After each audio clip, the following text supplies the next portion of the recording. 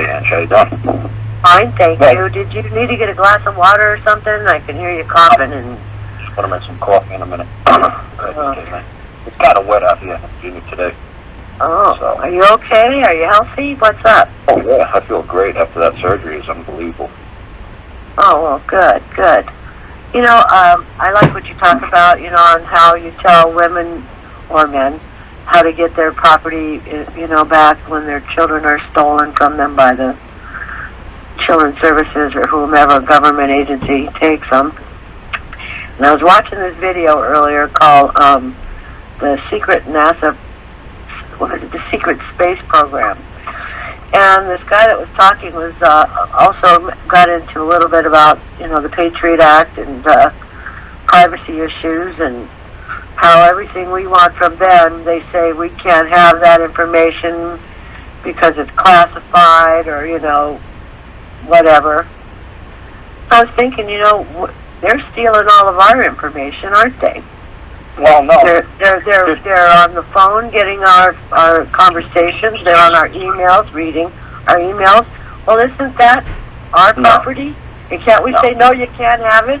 That's classified? No, because like I said, what you were saying about they're telling you that you can't have it. Well, when you understand, what I say to folks, a citizen, if you actually look, you know, to the etymology of the word, it's like civis. It just means a member of a family. So obviously, if you believe that you're a United States citizen, obviously Barack Obama is the daddy. He's the head of the family. Well, what if you don't believe yourself as a citizen? What if you think yourself as just a woman?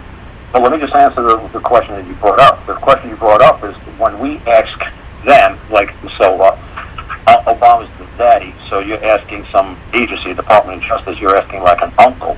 You're asking a subordinate of the dad. Well, obviously they believe that you're even lower. They think you're a 3-year-old child, and they're just going to say, no ice cream for you tonight.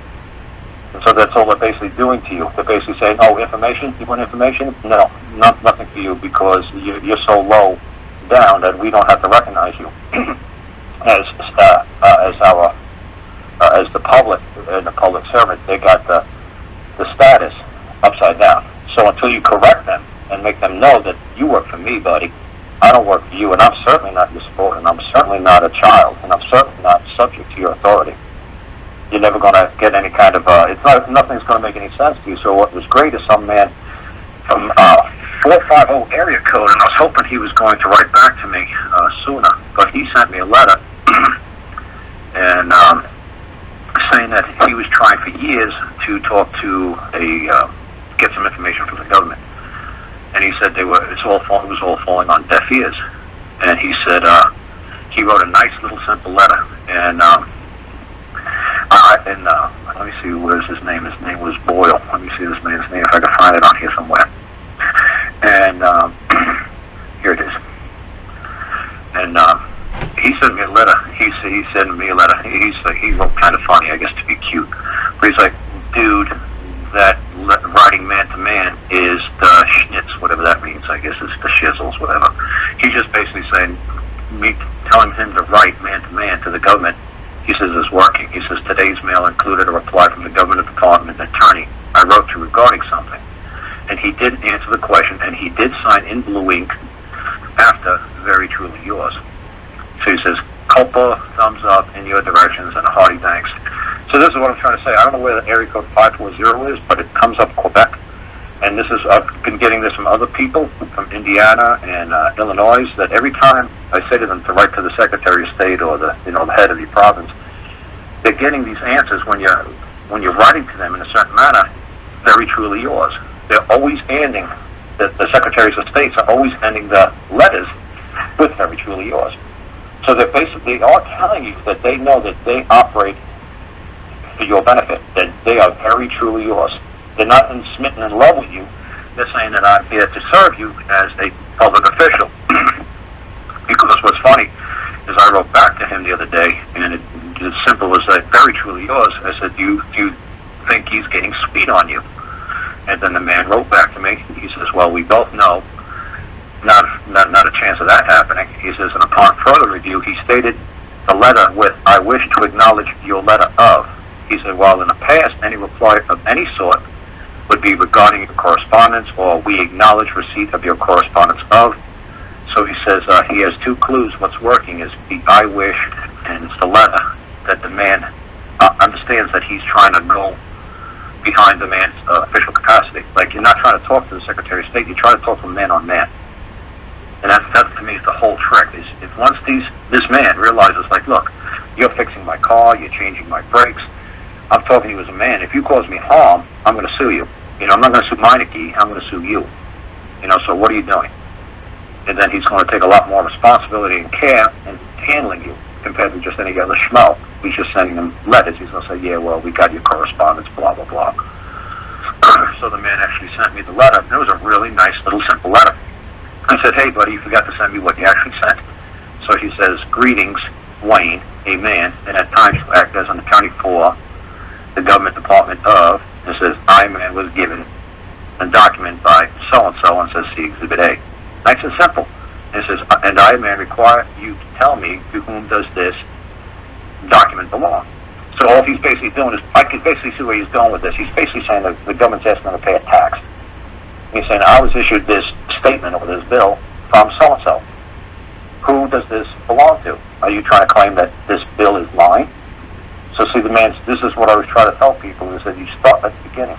When you just write to the Secretary of State, and another man did that in Indiana. He wrote to the Secretary of State, and the Secretary of State said, I got your letter today, I'm responding to you today, and I'm sending it to the Department of Revenue, and you can work with them from here on. You know, it's very truly yours, and then it's the Secretary of State's name. This is what I say to folks. They're going to direct you. Sounds to me like he was just passing the buck. But the point I was trying to make, wait a minute, was not about me wanting information from them. The point I was trying to make is, since they treat people that way when they want information from them, and they have a Patriot Act, shouldn't we have a Patriot Act for us? And shouldn't we be able to say, no, you can't have my information, it's classified, when they're spying on people's phones and taking camera pictures and doing all the things they're doing, reading our emails and whatever. No, don't we have the right to, I claim the right to say, no, this is my information, you want it, it's going to cost you $55,000, one word, or something to that effect. Well, to me, they act, that's the paper world. You say, like, there's a Patriot Act. That's written on a piece of paper, and that's the two-dimensional world. The two-dimensional world has absolutely no impact on me in the third dimension. So whatever this person is trying to say, that this act says that we can do this and this, all you have to do is, if you believe that act is causing you harm, say, hey, Bob. You say, Bob, no, I'm the Secretary of State, or I'm the President of the United States. Yeah, whatever. Bob, do you understand that your subordinates and their acts are causing me harm? What are you going to do about it, Bob? And there you go. You start with a nice little simple letter like the other guy did. Hey, Bob, greetings. I hear sometimes that you act as the President of the United States. Sometimes you're a dad, sometimes you're an uncle, but at all times you're a man. Now, if you realize that you're in control of others of those of mankind, and they're causing me harm, what are you going to do about it? Sincerely yours, Joe. Just say. How about very truly yours? Yeah, very truly. There you go. Well, very truly shows that, right, sorry about that. That's what the government's going to come back and send to you, that they're very truly yours. Yeah, but people use that terminology also all the time, just, right. in less fighting. Right, so like I said, that's what I would do. I would just say, hey, Bob, you're a man, and at times you act as the Secretary of State, and that's what this man did right. This man, I don't know where. Do you have a copy of that letter anywhere? Is it on the site? Is it on your Dropbox, or what? Yeah, I guess it was personal. It was even so personal, I guess he didn't even want to share it with me, exactly what he wrote to what person. So that's fine, but at least it's a good template. It's like, great, it's a little two-line ditty. It's like, boom, boom. You have? Okay, so you don't have it posted anywhere? Yeah, no, the man just sent it to me. That's fine. We can just, figure it out from what you're saying on the call. Oh, yeah. I mean, when you re-record it, you re-listen to it, and people download it, re-listen to it, and it's from the first minutes of the show, so it makes it simple. But like I said, the way the man wrote it is exactly what I try to tell people. You don't have to write these Gone with the Wind novels. You don't have to write, these great big manuscripts. Just send them a nice little sentence or two. They love it. They love it. They don't want to see it. I do think so. Well, like I said, a lot of people who listen to your call, I probably piss off a lot because I don't rely upon no Constitution. I don't rely upon any statutes. I don't rely upon caseload. I don't rely upon citations. I don't rely upon the Bible. I don't rely upon the UCC. I don't rely on the English common law. All those things are just lovely, lovely documents and lovely stories and lovely books. And, they give you a guiding, light where you should aim for, and they tell you what's good and what's bad. But none of them has any, control over, I, the man. So it's just that it's like somebody handed me a map and saying, well, I got to take every single road on this map. This is ridiculous. Well, if you don't take this road, you're doing something wrong. No. It's just a guide. It's just a guide, like a guide, of the Bible or the Constitution. And everybody tries to say, oh, the Constitution says this, or the Supreme Court says that. I don't care. That's what was worked for them back then. That was that. This is me. This is now. It's nice that it might have worked for those folks back then, but times change. And I'm not living in 1902. And I'm not a party to that Hale versus Hinckley case. So since my name's not Mr. Hale and I'm not Mr. Hinckley, I don't care. Yeah. And nobody, like I said, is going to be able to come forth from the Hale versus Hinckley case and say, why did Hale win? Were you there? Did Mr. Hinkle moon the judge or something? Because he had a great case. How did he lose? So, I don't know why he lost, and I don't really care. It might be a nice opinion they write. They say, hey, you know what? I could use that. That's a good guidepost. That's a good way to, live. But like I said, when people try to come on and start spouting the Constitution, I just clobber them. Or they go Bible, I clobber. I mean, they're lovely books. They're wonderful men who wrote those things, but, you can't hold something liable for somebody else wrote, in the past. You can't bind them to it and say, you must do this. So the Constitution only binds the federal, the United States government with the state governments. It doesn't bind the man. The man wrote it to tell, the state governments how they must serve man. It's just a recipe, how they should serve man. Man doesn't have to comply with the Constitution. That's ridiculous. The government has to comply with it. And if you say, hey, to the man, you took an oath to abide by the Constitution. You took an oath to abstain, to back it up. And now we're going to have to hold you personally liable because, Bob, do you realize your subordinates by creating this Patriot Act is taking information from me and it's causing me great stress? And I don't wish to be under stress, and I know the government only exists to secure and protect my property, which my property is my hopes, my dreams, my feelings, that's included in properties, intangible property. They have to be let alone. So you can make a claim for that, absolutely, but you got to address it to the man. You got to say, hey, whatever his name is, Brock, if you want to call him Brock, call him Brock. Say, Brock, hey, you're a man. At times I believe that you were a senator from Chicago or Illinois, and now I believe you're president of the United States of America, and I believe there's an act that your subordinates are acting under, and it's causing me great stress and harm. Can you please tell them to back off? Something nice and simple. 1 sentence, 2 sentences. No. Don't say the Constitution gives me the right under the Fourth and Fifth Amendment to be secure and protecting my property, and da-da-da-da-da. You can't prove that's what the Fourth and Fifth Amendment says because nobody who wrote that document is everyone appearing in court on your behalf and testifying to oath or affirmation that's what that truly means. You didn't write that contract. You have no idea what those words mean. You could only guess what those men was thinking about 200-300 years ago or 5,000 years ago. You could only guess. So just say, hey, Bob, back off. And they'll say, well, we're sorry we did this to you, and, very truly yours. It's just that simple. There's no rocket science to what I do. Just talk to the man on man. It's just that we've been, well, not we, most of the folks that listen to these shows look up at as a president, not as a public servant, but as somebody superior. Like, wow, I can't wait to be the president of the United States. That way right, not that way you get to ride in a jumbo jet. But what's funny is, if you guys really understood the Constitution, just read what Thomas Jefferson wrote during his inauguration day, the first time around. When he went to Washington, D.C. to be inaugurated, there was a lot of rich, famous people from all over the world that wanted to watch the presidential inauguration. So when he showed up into this restaurant, he said, hey, I'm Thomas Jefferson. I'm going to be the president of the United States. I'm going to get inaugurated today at 4 o'clock. And he was like, the restaurant's busy. I really need to eat. Nobody got up. None of the rich people got up and gave him a seat because they said, no, you're the public servant. You're here, came to Washington to serve us. Go sit in the back with the help. And that's where he ate his breakfast on Inauguration Day. He ate in the kitchen with the help. So if you don't believe me, read what he wrote.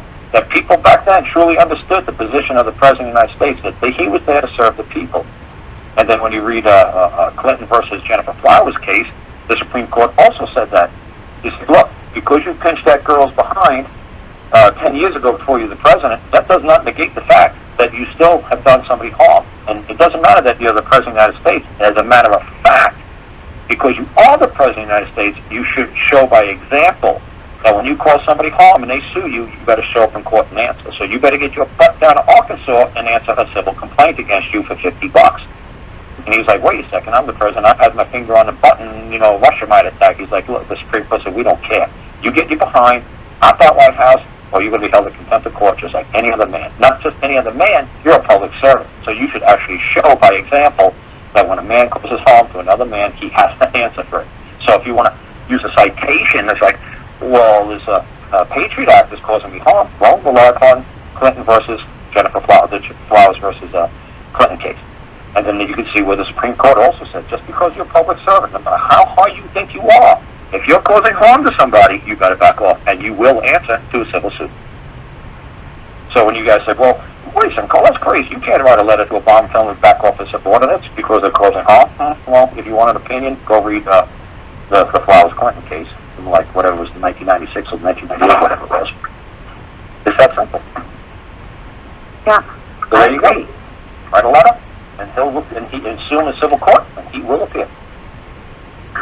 It's that simple. They'll send the what are they, Men in Black? No, they did that to Charlie Sprinkles. They came to his door and told him to please remove his suit against Reagan and Reagan's wife. And you don't think Jennifer and Flowers? He had a free ride from then on. You don't think Jennifer Flowers in Arkansas was scared out of her mind? She was just a receptionist at a motel or a hotel. And you don't think that he tried to bring the Arkansas State Police, like they said, that he killed 30, 40 people that those Clintons when it got out of drugs? Right. So you don't think she was scared out of her mind that she was suing this guy? And now he wasn't the governor, now he's the president? But she still did it anyway. And she took it all to the Supreme Court and she won. Yeah. So, like I said, if you want to just say, well, the Men in Black will make a knock on your door, well, they called me down, and I went and talked to the U.S. Marshals, and they were great guys. And they said, well, keep up the good fight, sir. And if you need any help, let us know. Yeah, when you know who you are in the grand scheme of things, it makes all the difference in the world. Right. That's why I say it almost every time we have a call. So if you send a nice little simple letter to Barack Obama, you send a nice little letter that I just said, and a Men in Black show up and say, look, this is what I wrote. How is this threatening? All I just said was, Brock, I hear it sometimes, you're the man and you're the Illinois senator, and now you're the president of the United States. That's lovely. Do you understand that you have subordinate officers under your control that you're supposed to monitor, train, and discipline? And I believe that they're causing me harm. And can you please tell them to back off and let me alone? Thank you. And how's that threatening? And the Men in Black, just like the U.S. Marshals, the Marshal said to me, that's all you wrote?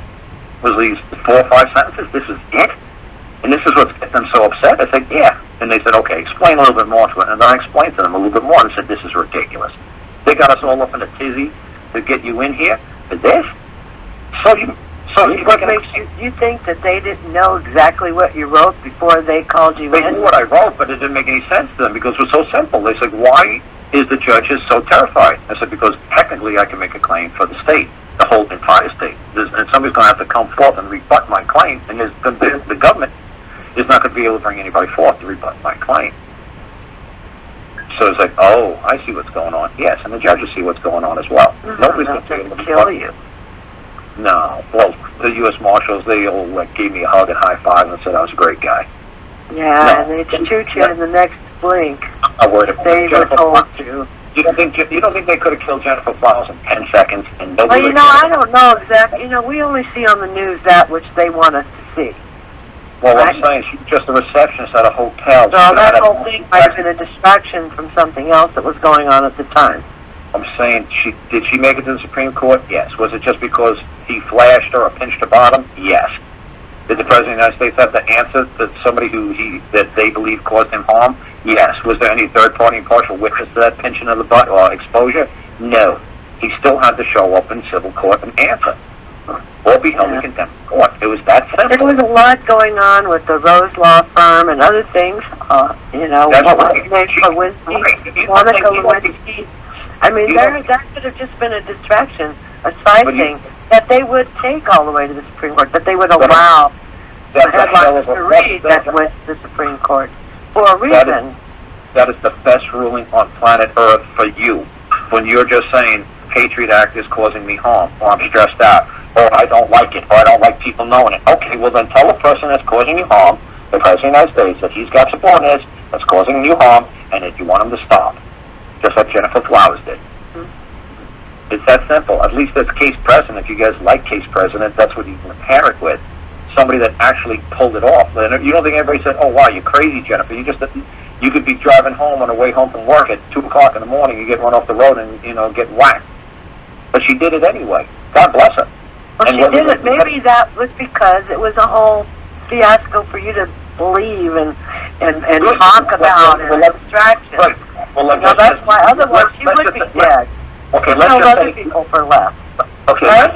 let's say it was wag the dog. Let's just say it was wag the dog kind of scenario. What you're saying, trying to distract you in misdirection. Let's say now we could use it for our benefit. Maybe they got away with something back in 1996, but now we could use it in 2013. Maybe they didn't think of it. Maybe it was a distraction back then, but now Angela could actually use it to say, hey, you know what? Jennifer Flowers took the President of the United States to court because he caused her harm. Not only is that true, hey, the United States Supreme Court backs it up. And nobody's ever overturned it and said that Angela or Jennifer Flowers can't take the next president to court for causing a harm. So there you go. You got precedent. So people won't look at you like you're crazy. It's like, look, it worked for Jennifer. It could work for me. And if 1 million people do it, he's going to have a hell of a situation to hand deal with any. Because that's how Prohibition got overturned, because 1 million people went to the courthouse on the same day and filed a claim. And Prohibition was overturned overnight. How do you think it got overturned? Do you think it just magically overturned? The 21st Amendment came into being because, what? No, because the government's being sued. They got sued by 1 million freaking people at one time, and they said, how are we going to answer all these claims? Well, you know what? Let's just overturn it. It was that simple. Go read how how Prohibition was overturned. How that Prohibition Act of whatever it was, 1918, was overturned. Go find out how the Patriot Act could be overturned. The Patriot Act could be overturned if 1 million people go file a two-sentence lawsuit and say, this is causing me stress and I want $1 million. And everybody laugh at you, ha, ha, ha, until there's 1 million people behind you filling out the same claim. It's like, holy crap, we're going to have to answer all these lawsuits? Holy crap. We better drop this act. But we're going to be spending a long time in court. That's why they got rid of probation. I mean, it was brilliant. Yeah. You guys just got to read the past. You got to read history, and none of this HJR 192 Silver Gold Act. That's ridiculous. You got to stop that and actually look at real things. How do normal people like me say, hey, how can we drink and make moonshine again and be left alone? How are we going to do this? We'll sue them. How are we going to sue them? One guys, they're going to laugh at us. It's like, well, what have we got 1 million people suing at one time? Well, that'll bring a little bit of an impact. And that's what they did. And it worked. So, see, I'm not telling you what it might work. I'm telling you what did work in the past. And that's all that's what's great about history. You just find out what worked in the past and what didn't work in the past, and you just try to replicate it. And it's simple. It's like the Japanese do. They just copy everything we produce. And they're really good at it. and they don't have to put all the research, the time, the labor, the effort in. They just say, hey, did it work for him? Yeah, okay. How did he do it? This is how he did it. Okay, let's reverse engineer it. Let's see if we can make it work for us. So I think it's pretty simple. Just write a letter.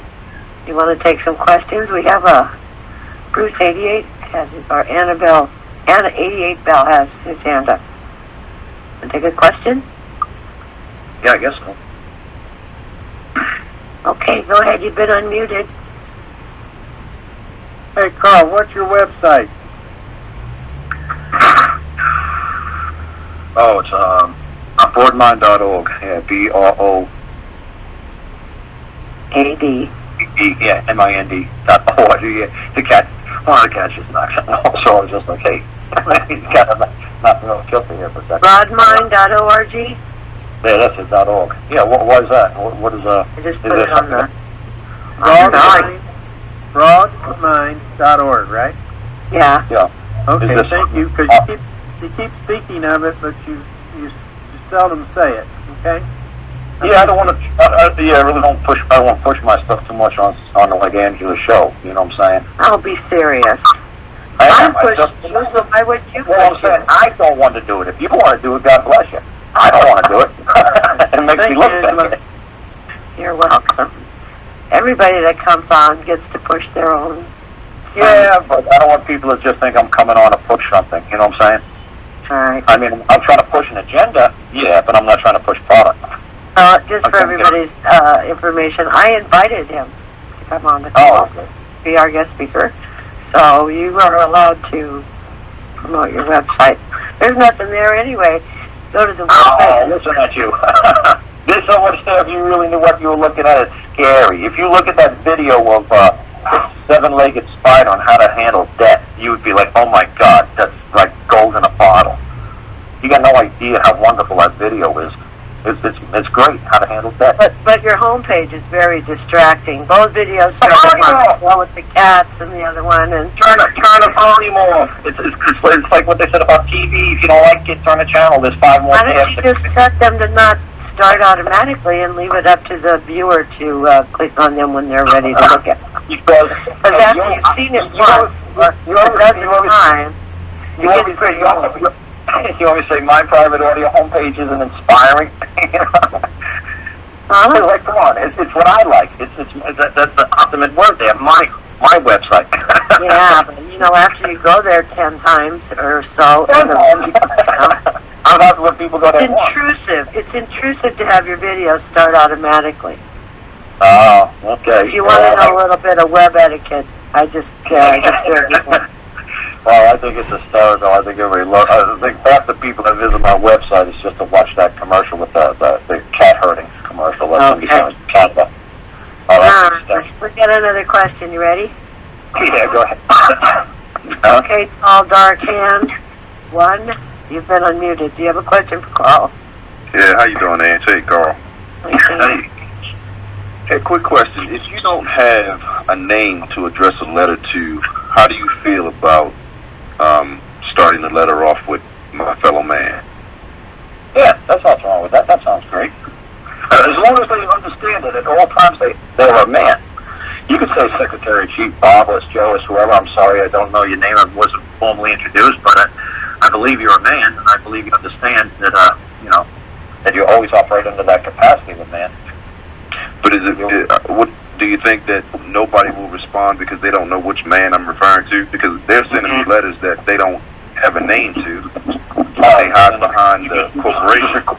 You just send it back and say, I require a name. You say, I'll answer any man or woman who makes a formal request of me, And I'll be more than glad to communicate with another man, but I'm not communicating with a computer. And there's nothing in law that requires me to communicate with an untitled letter. That's ridiculous. I don't know who you are.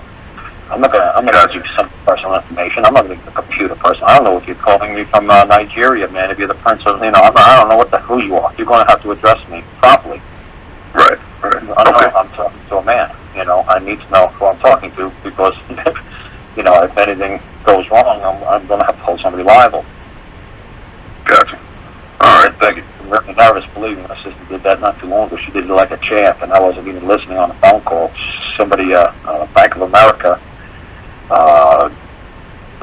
she had a lien, a tax lien from another county she used to live in, and they automatically took like $300 out of the bank, and they kept saying, well, that's the lien department. It's like, okay, who in the lien department would I address with my claim that they did me wrong? And they said, well, you just write the lien department. It's like, okay, who is in charge of the lien department? And it's just like she wouldn't tell us. I said, okay, now, transfer me over to legal. Just transfer me over to the legal department, and I'll get the answer from the legal department. Was the lady, the receptionist, or the representative of, the lien, or whatever it was, she called the Bank of America customer care line, whatever, wouldn't give her a name. So she's like, okay, fine, you won't give me a name? Give me the legal department, and I'll address it to the legal department. And the legal department's going to have to answer my claim. Gotcha. So they took $500. They took $500 off, like I said, for her, because they said there was the county that had said this so bad. Taxes obviously made a judgment against them, but obviously she doesn't live in that county, so she wasn't notified that this process was occurring. So I told my sister and anybody who's got a lien going up against them, it has to be recorded with the county in which my sister lives. So my sister's going to have to go to the county recorder and say, hey, did Augusta County, we live in Rockbridge County, did Augusta County notify you that they had a lien upon me? And if they didn't, they're going to be in trouble because the defendant has the right to know that they're being liened. So you have to make the claim in the county of where, or the city, the town, or whatever the rule is, the state is, of where that person is being liened. I know it has to be in the county. So like I said, if you want to sue somebody in Alaska, say if you live in Alaska right now and you want to sue me and you take me to court in Alaska and I don't answer, well, how the hell was I supposed to know that I was being sued in Alaska? I was never served. I didn't know you were suing me. You got to come to me. You got to bring service upon me. You got to hire somebody down here for $55 to do a process service on me. And he says, yes, he received the service and he knows to show up in his local court in 30 days or 21 days and answer, or answer in 22 days and come before the court. So see, that's what I'm saying. You know, if you're looking for a man like that, if the customer representative, customer care gives you any nonsense, immediately go right to the legal department. Say, hey, can you send me over to legal? It's like, what? Can you send me over to legal? And the legal will know what I'm doing. The legal will understand. Right. You can't possibly expect somebody at customer care in India to know what you're doing. But you better believe you say, send me over to legal. Oh, they'll send you over to legal, and once you start talking legal, if you start talking like I talk, or like my sister did the other day, she did great. And I couldn't believe it. I laughed when she was telling me, how well it worked. I said, oh man, you're learning. This is sweet. Get the name. Get them liable. Make the person liable who actually authorized the transfer of funds from your account to somebody else's account. Show it, because I know if you try to transfer account on the phone, as I said to my sister, they wouldn't let you do it. They'd tell you come down to the bank with 2 forms of ID.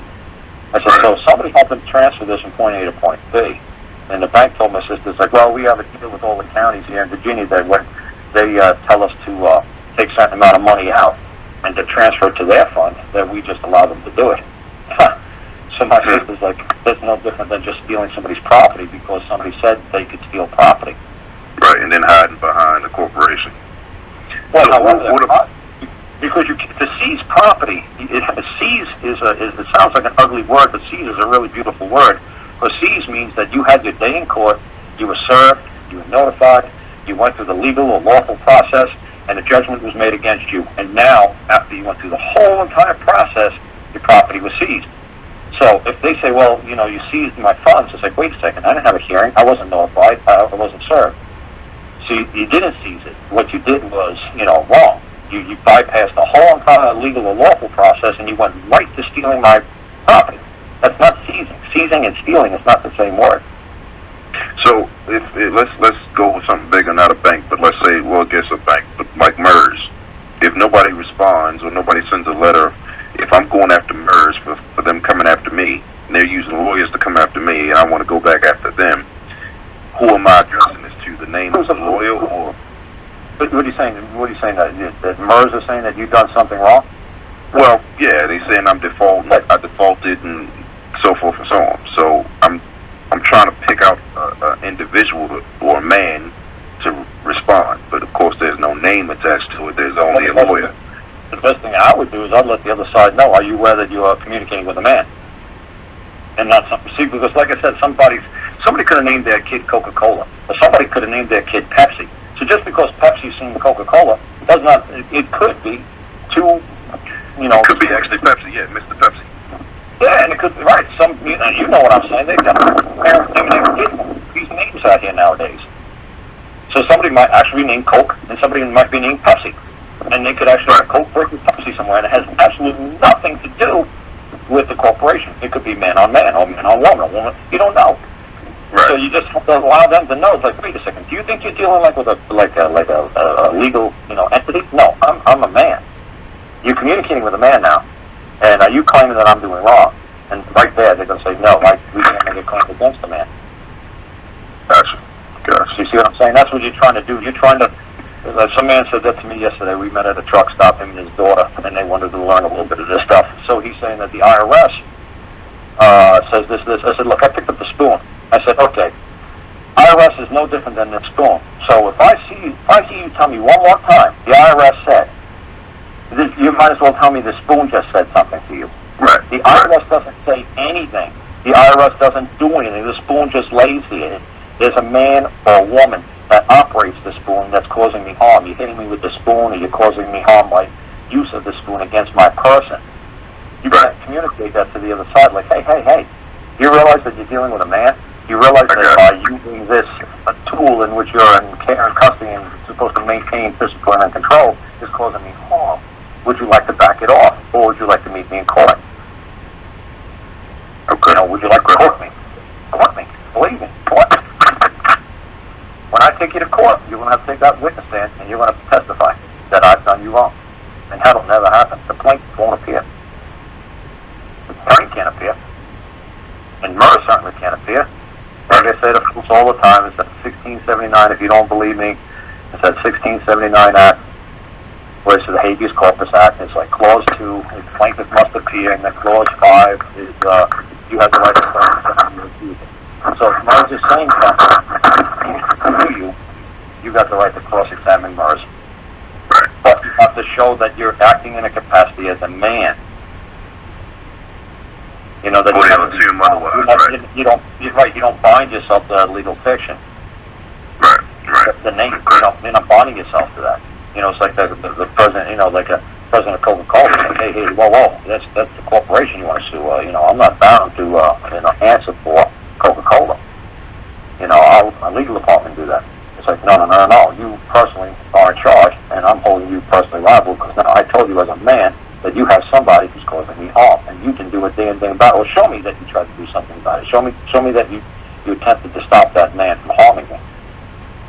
You said, well, I got my chief executive officer and chief financial, and we got this, and then we got the plant manager, and we did this, and we tried the guy. He's not going to be sticking no more mice in your Coke bottles. Show me something, because I made you aware of the wrong, and if you've been made aware of the wrong, you've got to make it right. You've got no choice. You have to make it right. That's like an ancient, maximum law. If somebody's made you aware that you've done wrong, you have to make it right. You don't have an option. Because to do something wrong, I always say to people, is the worst, ugliest word you'd be charged with in court, that you did wrong. Because wrong means with deliberate intent, that you knew what the right thing was to do, but you deliberately set out to do it wrong and hurt somebody, cause harm. So wrong is the worst word to be accused of in court. You say, oh, you did it wrong. Really? Well, I wasn't aware that I did wrong. What did I do? Oh, you bumped his car with your shopping cart. Did I? Oh, shit, I didn't know. Yeah, let me write on my check and let me compensate the guy. You got a witness to this? Yeah, a little old lady saw you do it. Oh, man, I didn't know. I know I did wrong. Sorry. Yeah, let me compensate immediately. The best I could do is $1 a day for the next 10,000 days. $10,000 worth of damage, but this is the best I could do. But hey, let me compensate. Right. Let me right the wrong. And as long as the court sees that you're righting the wrong, that the court will give you a thumbs up and say, what a good man. But if you know you did wrong, and the jury comes down and they render a verdict and say you definitely knew what you did wrong, anybody on planet Earth who knew that that's the wrong thing to do, and that's when you get a tainted, it's the ATTINT word, where you get stripped of everything. Like they strip you of your rights, they strip you of the right to vote. The whole society turns their back on you. You're no longer a member of society. That's when the jury comes down and they attaint you. They don't convict you, they attaint you. And that's when you get stripped, like paint strip. Like a paint, you get stripped. And it's not convicted. When you get convicted, for conviction, you confessed. So there's a big difference between when you know you did wrong, you confess. You see, you go like to the priest and you confess, I did wrong. How do I make it right with the eyes of God? What do I do? 10,000 Hail Marys and, 17 I love Jesus, whatever. So see what I'm saying? So they're always liable. You always catch them in the status of a man. At all times, no matter where we are on planet Earth, we are always a man. Now, we can wear different hats, but by nature, we're men. That'll never change. By nature, we are man. And one of the characteristics are we're tall, or short, or black, or white, or rich, or we're poor, or we're just. Well, that's the characteristics. That's one of the characteristics of us. And then underneath that's a reputation. He's a good man. He's a bad man. He's an evil man. He's a loving man. So if you look at a pyramid, it's nature, characteristics, and then reputation. And that's where you're establishing a letter writing. By nature, he's a man. His character is at this time, he wore the hat of the president, or he wore the hat of the pope, or he wore the hat of whatever. But at all times, he's still a freaking man. Just because he's a pope Does not He's negate still the a man. fact that Right. he still owes a duty to a fellow man. Right. He's still bound. He's still bound by that maximum law. You can't cause harm to another man. Period. Okay. I got some more questions, but I'll give the floor to some other guests. But I appreciate Yeah, it. Thank you. you could get on my show on Saturday because I usually let it roll for 5 freaking hours, man. Sometimes 10. So I'm usually there, but I'm in the background listening. I'm there. Yeah. I get like I got you on a podcast. Yeah, you could go on my show.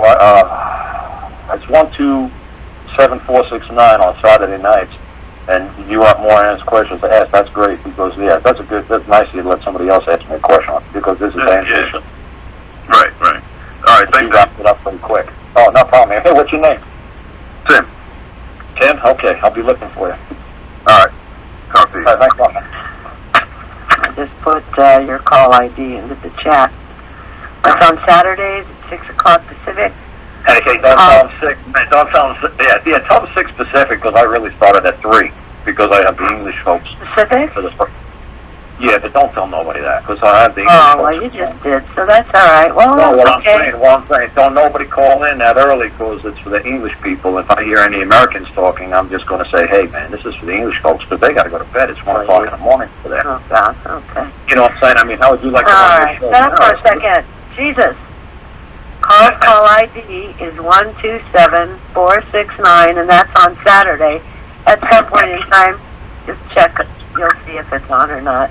If you're in the United States, he prefers you call in at 6 Pacific, 9 Eastern. All right, now. Jeez. You just don't stop. You just go on and on and on and on and on. You don't let me get a word in edgewise. All right. Take a deep breath. And we have someone from North New Jersey. But before I unmute you, North New Jersey, let me mention to anyone that wants to ask Karl a question, now's your chance. Press star 8. You should already know that by now. Press star 8. That'll put your hand up in the queue, and then I will unmute you in the order of appearance. So next up we have North New Jersey. Okay, North New Jersey, it's your turn. Hey, how you doing, Karl? Hey, what's going on, man? What's your name? This is Sean, North New Jersey. You heard me before. Yeah, I recognize the accent, man. Yeah, you said Yeah, you had some good questions, man. Yeah, you had some good questions about 6 months ago. I talked to you, I think it's February, March, man. Yeah. Okay, I got a question. Okay, I work at a nursing home, and I got a total of lead from the corporate office. But the thing about it is, it had a name other than my name, so I sent it back. He still proceeded with the garnishment. Then I received it again at the job, and I sent it in with an affidavit. I CC'd it to the Attorney General. But the fact that I'm not a corporate citizen. I'm not a corporate citizen of the trustee. And I called the corporate office, and I went there personally. They told me I have to get a letter from the IRS. But the thing about it is that I don't know if We've got feedback in the background. We have a woman talking or somebody in the background. Yeah, somebody's talking in the background. Yeah, I go somewhere else. 1 second. Okay. I go somewhere else. All right. I kind of have an idea what he's saying, but I just But want to know. it's fading in and out. I want to make the recording decent so everybody else can benefit from it. Right. He's going down the whole crazy trail here, and it's very simple, but I'm going to let him keep telling the story because you got to kill us some airtime. Okay. Well, we've got people lining up, but okay, go ahead. Okay, so what happened was I went to the corporate office, and they said I need a letter from the IRS, but the letter that they sent to the job, it had the address on it from Kansas City IRS. It doesn't have nobody's name on it. So I told them at the corporate office that they only could garnish my check. They can't garnish my check without due process. So the lady that was over garnishing shook their head yes, because there was no due process. And I know a notice of levy is not a garnishment, it's just a notice. So they've been garnishing my check every 2 weeks. So I haven't received anything from the IRS. They haven't rebutted my affidavit. Corporate is don't want to take my money, because that's what I told them. I told the corporate office, you don't want to take my money, I don't have anything to do with the IRS. They say, until I get a letter from the IRS, we can't stop the garnishment. But that's what they told me. And like I said, I haven't received anything from. I've sent certified affidavits to the IRS. I haven't got the green card back. It's been like 3 weeks now. So what can I do? What can I do to handle that situation? You can go online to the USPS.gov website and get a printout to see if they received it or not. If you do a tracking, and then print that out. That's the next best thing to a card. They received it. I did a tracking. They received it, but I haven't got the green card back. Yeah, but if you print out what's on their website showing that they received it, that's second best. I mean, you know, because you may not get the green card back. Okay, so you say US.gov? Yeah, USPS, the post office website. Okay. And track, you know, it's a top option, I believe, to track your package. You put in the tracking number there, and it'll give you, you know, all the points of what, you know, where it was, at what date, and what date they received it, and all like that. And then you print that out. You put that with your receipt. Yeah, I sent it already. I know they got it. Okay. I was waiting for the green card. I was waiting for the green card to come back. Sure, but it may not. If it doesn't, then at least you've got that showing, you know, that they delivered it. They say was there. There's somebody in the background that I told him to keep it down, but it's still going on. Okay. What's that? Karl? The car drop off? I've been working. Oh, I guess he did. Karl, no, he's there. He got muted for some. I don't know how that happened. I guess he muted himself, didn't you, Karl? Yes, sir. I got an easy question for you. Why was your paycheck garnished? Because I used to work in New York, and they said from my high school, go back to 2010. But actually, right now, I don't get no state or federal taxes. Okay, but let me ask you a simple question. Why was your paycheck garnished? Why is your paycheck garnished? Is there a judgment against you someplace? They said because I owe tax from 2010. Is there a judgment someplace? I have no idea. Well, you're going to have to find if there's a judgment against you. You see what I'm saying? And like I just said a little bit earlier, when they garnish something from your paycheck, it has to be recorded through your county recorder's office. Any kind of any kind of lien on your property, your paycheck, definitely beyond a shadow of a doubt, is definitely property, because that's a credit, and you're a creditor, and they only give you credits. They don't actually give you green U.S. currency. They give you credits. You're the creditor. You're the creator. That's definitely your property. Without you existing on planet Earth, those credits would never appear on that paper. Okay, so that's absolute proof that you exist, and you created something while you were here. Okay, somebody's trying to take your property. When were you notified that somebody's going to make a claim to take property from you? You had to have been served. Well, they sent it to my job.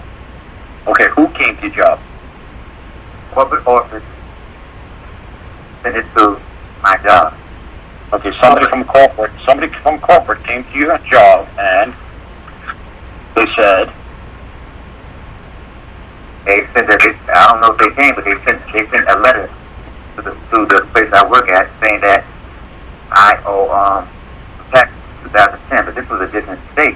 And now I'm in a different state, so I don't understand. Okay, so New York. Okay, so let me try to figure this out. So you're basically trying to say New York State sent a letter to your corporate office in St. Louis, wherever, that you owe back taxes. No, I'm not saying that, because that couldn't happen. What I'm saying is the job that I work at, corporate office said that I owe no money from 2010 at a job I used to work in New York. But see, this all happened when I lost my Social Security card and I applied for a new one. On the application, it said that we got to see if you owe any taxes and anything. On that Social Security application, it says we got to find out if you owe any taxes. And when I sorted that out, that's when I got the notice of levy. It was in a different name, but, you know. Okay, well, that's what I'm saying. Okay, a notice of lien you have to get first before you get a notice of levy. Have to get what? You have to get, okay, a lien, this is very simple. And you get a notice of lien. In most places, it's 21 days to answer a notice of a lien. The IRS only gives you 10 days to answer the notice of a lien, and then they're going to start levying. It means they're going to start taking your stuff from you. So first thing is they're just giving you fair warning that in 10 days this dam is going to break, the levee's going to break. So how do you want to do this? Do you want to try to, keep this from breaking and you losing everything that you have stored up, or do you want the levy to occur? Do you want it to break it down? Do you want us to come and take everything you've got? So see, somebody had to give you a notice of a lien before they could give you a notice of a levy. There's got to be a record of a notice of a lien somewhere. But I haven't gotten a notice of a lien, just a notice of a levy. Well, that's if you thought you got to do some homework. You've got to backtrack and say, how was this notice of levy created without a judgment or without the notice of a lien? There has to be steps before a notice of levy is issued. Who issued the notice of levy? Okay, well, they saying the IRS did. Okay, the IRS did. That's great. Then the IRS also will give you a notice of a lien. Right. Where's the notice of a lien? Just ask the IRS, can I see the notice of the lien? I got the notice of the levy. Lovely. Where's the notice of the lien? And how was it served upon me? Okay. You got to show you. They got to show you. They got to show you that you were served. You were served with the notice of the lien, and then you had the IRS will give you 10 days.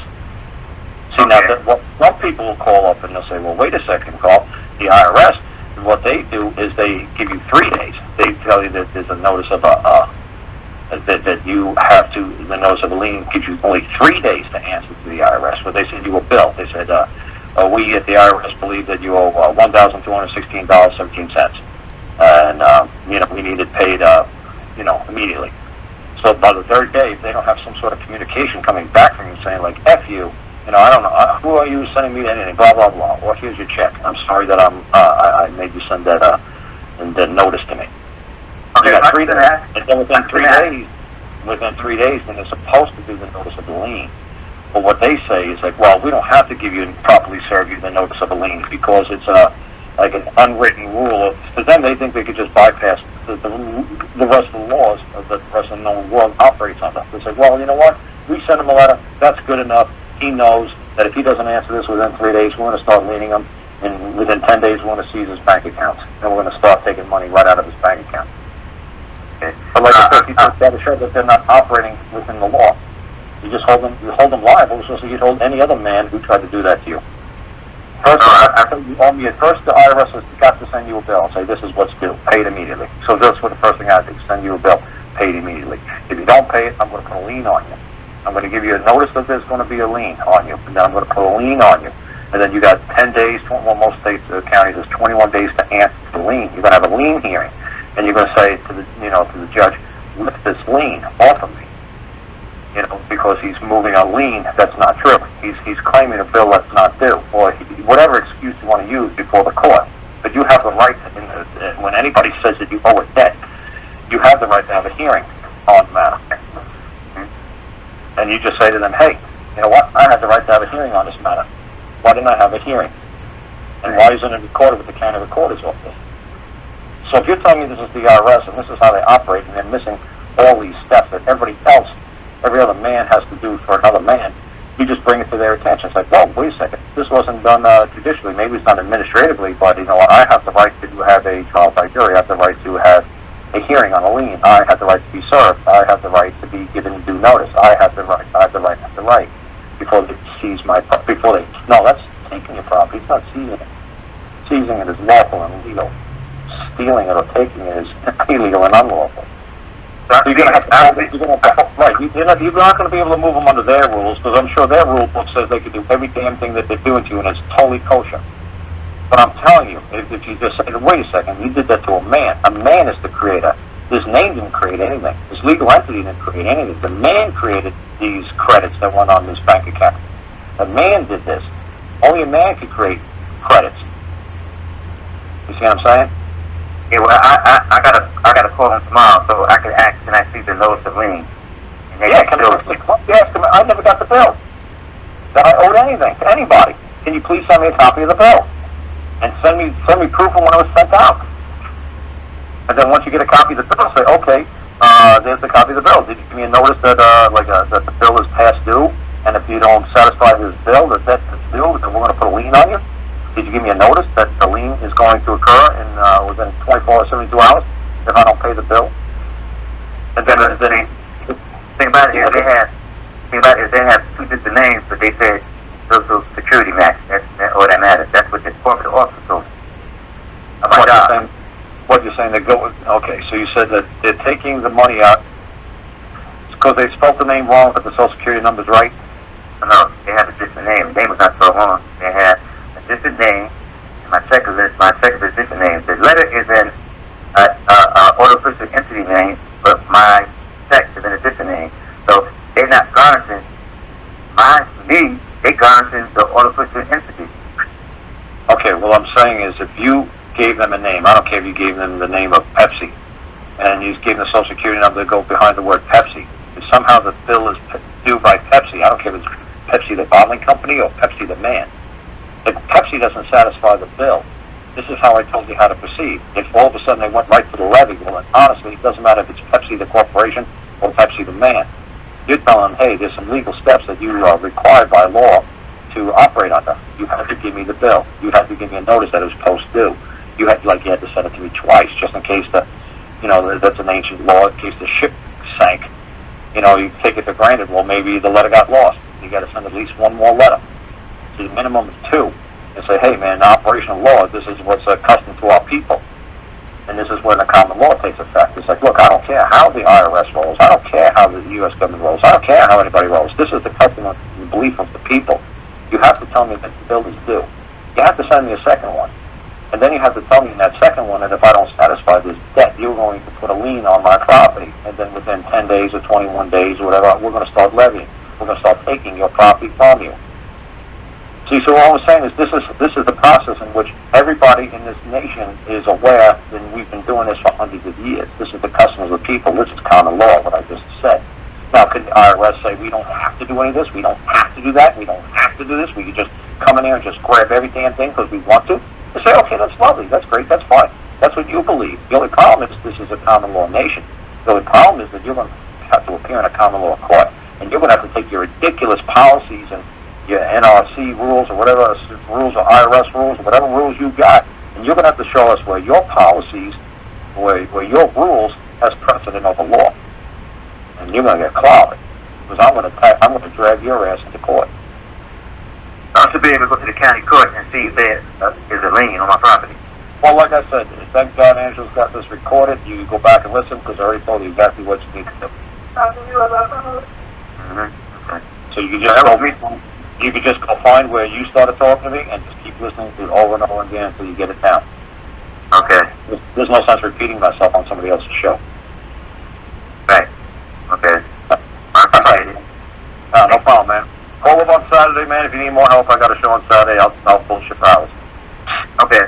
All right, we've got a lot of people in line anyway. Okay, next in line is Southwest Louisiana.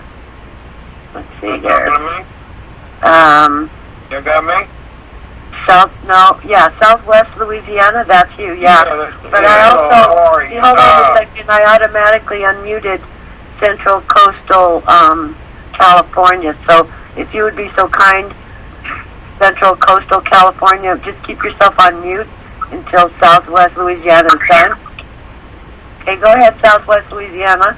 Okay, this is James from Lafayette, Louisiana. I've got a case going on where it started out with $93 traffic ticket that I faced my accuser, and I ended up doing 8 years in the crazy hospital because of my behavior. This is not normal behavior for this, and I did the man thing, and I did the living, breathing man, and I took the authority away and made him a man, and then he got insane and came after me when I won. And now this is my question. My situation now is, do I go in there and bring this back up, and then my doctor's sitting right there, this is a relapse, we need to send him back to the hospital? I mean, this is what the potential threat I'm looking at. How would you deal with that? Okay, without the story, just tell me what's the question. What's the question? Okay. okay, how do I deal with these people when I stand up for my rights? They tell me this isn't normal behavior, and I'm relapsing, and I need hospitalization and medicine. Okay. Okay.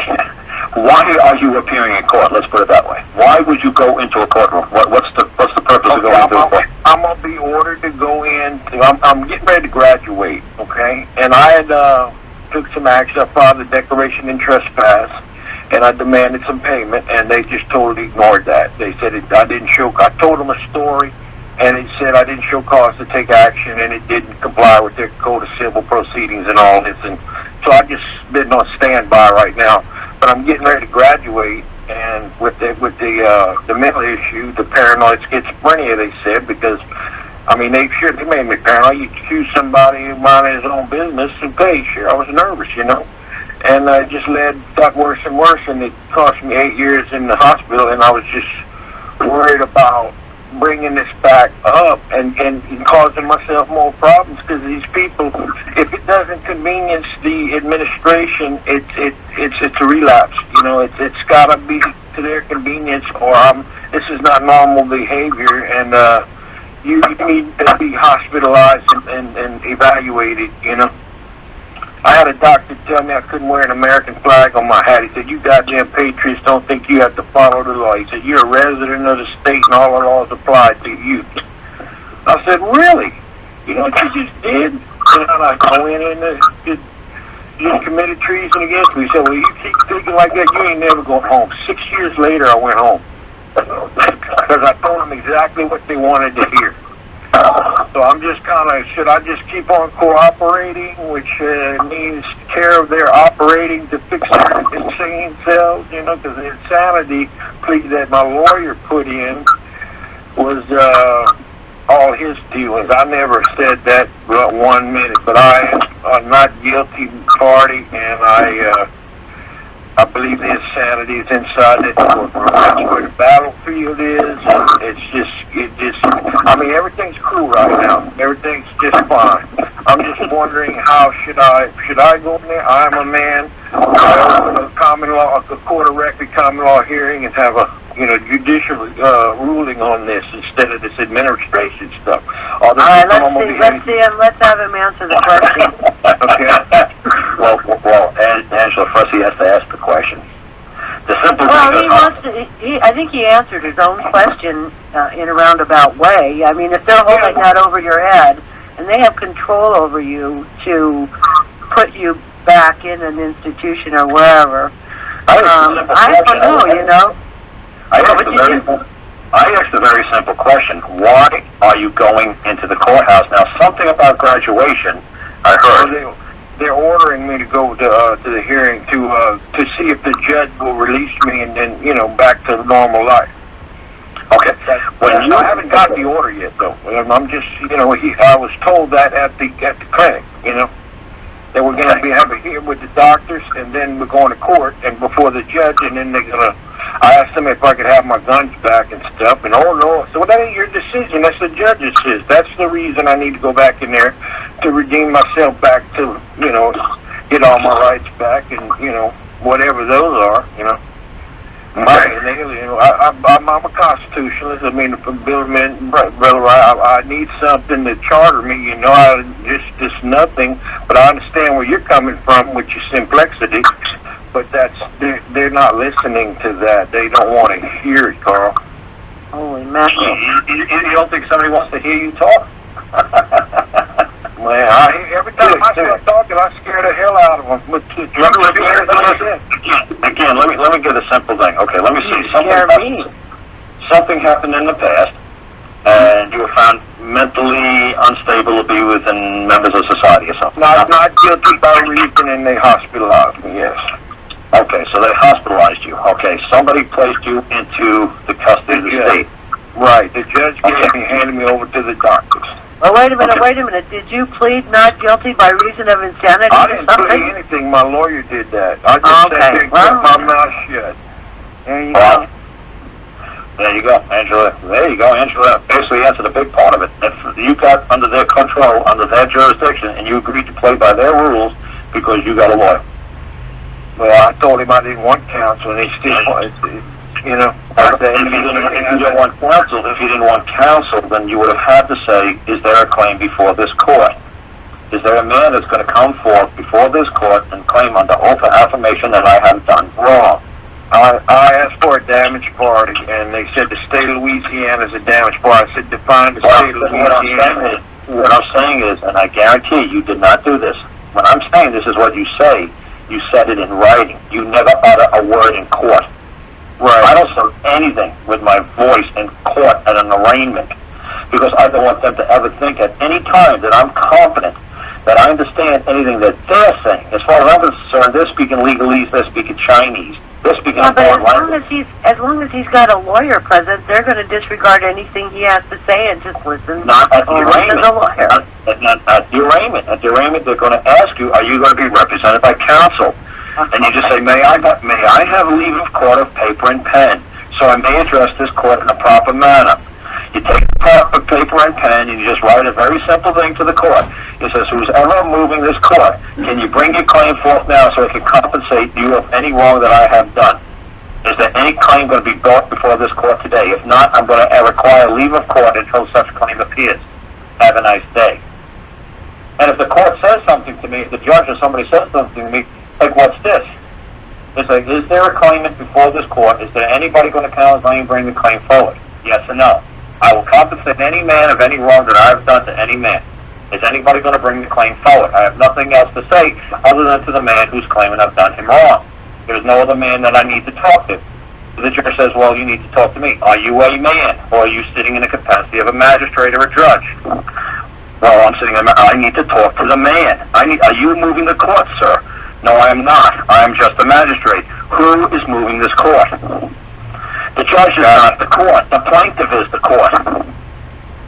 I'm going to answer to the guy who's complaining. I'm going to answer to the guy who's complaining. But I'm not going to answer to anybody else. I just want to talk to the man that I done wrong, because I did not know I did done wrong. I'm glad that he brought it to my attention, because I want to compensate him. Here's my checkbook, the pen, and the ink, and everything's good to go. Just tell me who I did wrong, and let me compensate him, and we could all go home. I just want to settle my debt to society or any man or anybody wants to come forward. I don't care who wants who claims I owe a debt. Bring the claim forward. And I hope you have a third-party impartial witness to verify your claim, to back it up. I hope you're not just wasting this court's valuable resources and my time, which I can't be restored once I spend my time. I cannot get compensated, so I hope you're not going to watch the clock tick on you people, because I'm going to charge you for wasting my valuable time, because time is a resource in which it's been spent cannot be restored. So I hope you're making your claim, and I hope you do it fast, because the clock's ticking. I'm going to start charging you people. Say I do this, and then the doctor speaks up and says, Your Honor, we need to hospitalize. This is not normal behavior. You're under that jurisdiction and control. You signed the contract. You got to do a rescission of No, you've got to do a notice of rescission. Not that I'm aware of. No, you've got it. Yes, because you contracted with the attorney to speak on your behalf. You have a contract between you and the attorney. Then the attorney has a contract with him in the court that he's going to provide services and he's going to be tendered payment. I guarantee the attorney got paid for representing you. Yeah, I paid him. So now you're going to have to do a notice of rescission. You don't want anybody to speak. You don't want to have to. A notice of rescission just means I just wanted to bring it back to where it was before I got into this ridiculous contract with anybody. So you're making a notice of rescission that 8 years ago in 2005, I entered into a ridiculous contract, which I bound myself to this court and to its control and its jurisdiction. I want to do a rescission. I don't wish to no longer be held under that contract until those terms and conditions, which at one time I thought was a great benefit to go to a mental institution, but now I see the errors in my ways from 5 years ago, 8 years ago, and now I want to do rescission of the contract. And nobody can hold you to it. Well, I never agreed to go. They just. Well, thank God I just said all this on Angela's call. Now you can come back and you can listen to what I ain't going to repeat myself on Angela's show. I ain't doing it. Okay. And you go back and it's perfect. What I told you to do is perfect. I just did a rescission on a husband and wife. I just looked into that. Who has 2 kids in a state custody. And I said, let me see the original contract you entered in with the state. And it clearly said that the state has the right to go into every room and every door's got to be unlocked, and every cabinet and every drawer has got to be made available to the state upon inspection, upon demand, upon coming to this home. And they signed it. This was 2 years ago that the kids were taken away from. I said, do you realize how crazy this contract looks? And he's like, well, they came here a couple of months ago and shackled me to a chair. I said, they can't just come to my house. I said, this contract says they can. You said that you're a complete moron, and you just said, hey, walk into my house, shackle me to chairs if you want to, search every single thing without a warrant. This contract says that you clearly are surrendering all your rights to let them do whatever they want. So that's what you did. You did that 8 years ago when you signed the contract. You said you paid the lawyer. That makes it even worse. You can't even still with that. Oh, there you go. It makes it even worse. It was enforced upon you. You guys actually sought him out. Well, I couldn't control it. That's fine. Just do a notice of rescission. I did it for a family the other day. I just researched that. And what's funny is that he called me up today and he said the lawyer wants to recuse himself from the case. He no longer wants to be their lawyer. It's titled Notice of Rescission of Contract or Offer. Just notice of rescission. There you go. Just notice of rescission? Just notice of rescission. That's all you have to do. Yeah, rescission means a contract, no nullification of a contract. Yeah, that's what it says. I just want to go back to where we started before I got into this ridiculous agreement with my lawyer, and now I want to take the stand on my own behalf, and I want to move this court on my own. But I'm telling you, a guy like you is not a man of few words, and you're going to go right back. I know, man. I respond to my emotions, man. You're not a man of few words like me. When I go to court, I just laugh. They taking those statements and recording that, and they're getting paid for it. Nobody's recording it, because all you're going into court, and all you're doing when you're going to court is that you're requiring that the claimant come forth with the claim. If not, okay, I'll deal with a plaintiff. Somebody's making a complaint. Okay, now if you got a complaint, that's going to be even harder to prove a complaint compared to a claim. You got a claim, that's dynamite. You got a complaint, oh well. And my wife, girlfriend, kids complain 24 hours, 7 days a week nonstop to me. I'm not liable to satisfy their complaints. But when I got a claim, I got to satisfy claims. Complaints? Oh please, everybody complains. I hear I got everybody's complaints. Alrighty, is that good enough for you, Southwest? Yes, ma'am, that's good enough. I was looking into notice of rescission of contract or offer, but I'm going to cut it right there, notice of rescission. Make sure you listen to this audio again. We're at the 1 hour mark, I think, when he started. Okay. If not, go a little bit further. I appreciate y'all, really do. We love you. Thank you. We love you. Okay. What? What did you say, Karl? No, you said something. I said long time. You said I love you long time. Feed the meat joke. Okay. Love you long time. Love you long time. The guys are all laughing who's listening. Okay. We love you long time. Central Coastal California. Go ahead. You're up. Did you have a question for Karl? I think that would be me, Paul from Santa Barbara. Thanks for taking that'd my be you. call. Hi. Yes, hi. Yes, hi, Angela. Yeah, Karl, you've spoken a number of times about habeas corpus. I have a friend in Kansas that did a lot of research to try and find court cases where habeas corpus could be invoked on civil cases, to face your accuser in court. And under civil case and everything in Kansas is under criminal case. Sure, habeas corpus applies to criminal cases.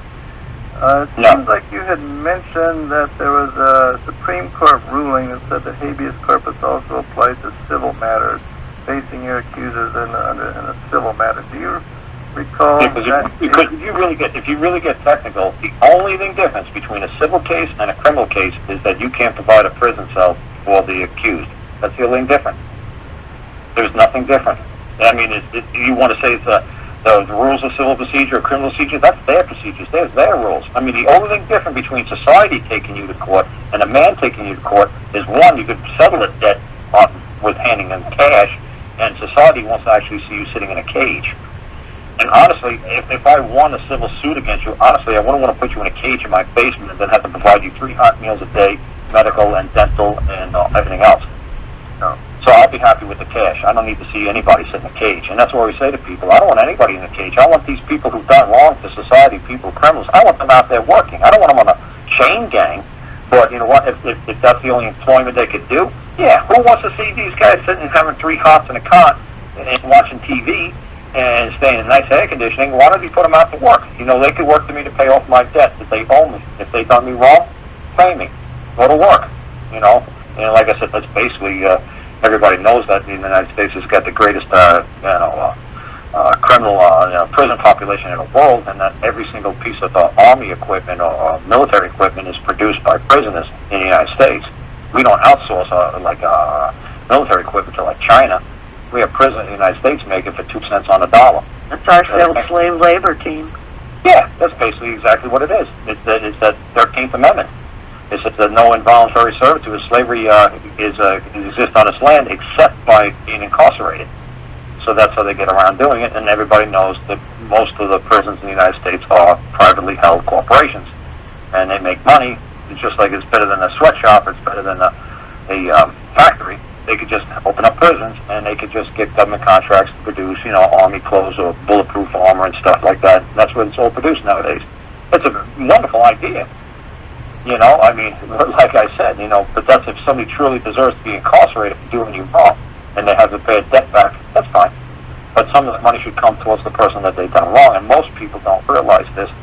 And thank God, some lady in Indiana asked me that when I was out there. She said her daughter was raped by a stepdad or something like that.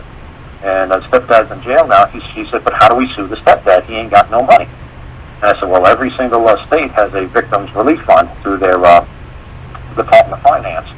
And all you do is make an application, just say, my girl was raped, and I need financial aid for her, and what can you offer me? So I think she said that she got like $60,000. I wish the lady was on the call. And she got like they said, that they pay for her state of Indiana college education when she gets to age. So there is a relief fund for victims, but almost nobody knows this exists. I mean, CNN should be on their broadcast, and it's Fox News. They should all be saying, hey, look, if you have been raped and this guy's sitting in prison, they found him guilty, go get compensated. If you ever been robbed at knife point and the guy's sitting in jail, or you have a home invasion and breaking and entering, and the guy's sitting in prison, go make a claim to the Victims Compensation Relief Board through your local finance department of the state. And so I said, look, ma'am, I know it exists in Virginia, I know it exists in Alabama. Does it exist in Indiana? I don't have a freaking clue. You're going to have to go and look in the phone book and ask somebody. So she came back a couple of days later. She said, wow, that was great. She said, yeah, it does exist, and they're going to do this, and they're going to give me that, and da-da-da-da, depending on the crime. Now, if it was just like a breaking and entering, she might get $50. But since she was raped, all of a sudden now she gets the golden ticket, which kind of sounds funny, but she gets everything because it was such a violent, heinous crime. And he's going to pay the debt back to society by making like military goods, and she's going to get a cut of it. She'll get whatever, 10%, because they're getting 90%. She's going to get a cut because they know how much this guy's going to produce being incarcerated for the next 20, 30 years. He's going to make whatever, $1 million worth of products, so they're going to kick back the girl $60,000. And her mom's happy with that. I say, that's cool. We get something, we get a free education. Okay, great. Now, that's not to say we should go out there and get the kids raped to get some free cash, but that's what, you know, you could actually get compensated for somebody doing you wrong. Okay, is that good enough? What else? Well, yeah, we kind of went wide of the question, but... Go ahead, give me the question, man.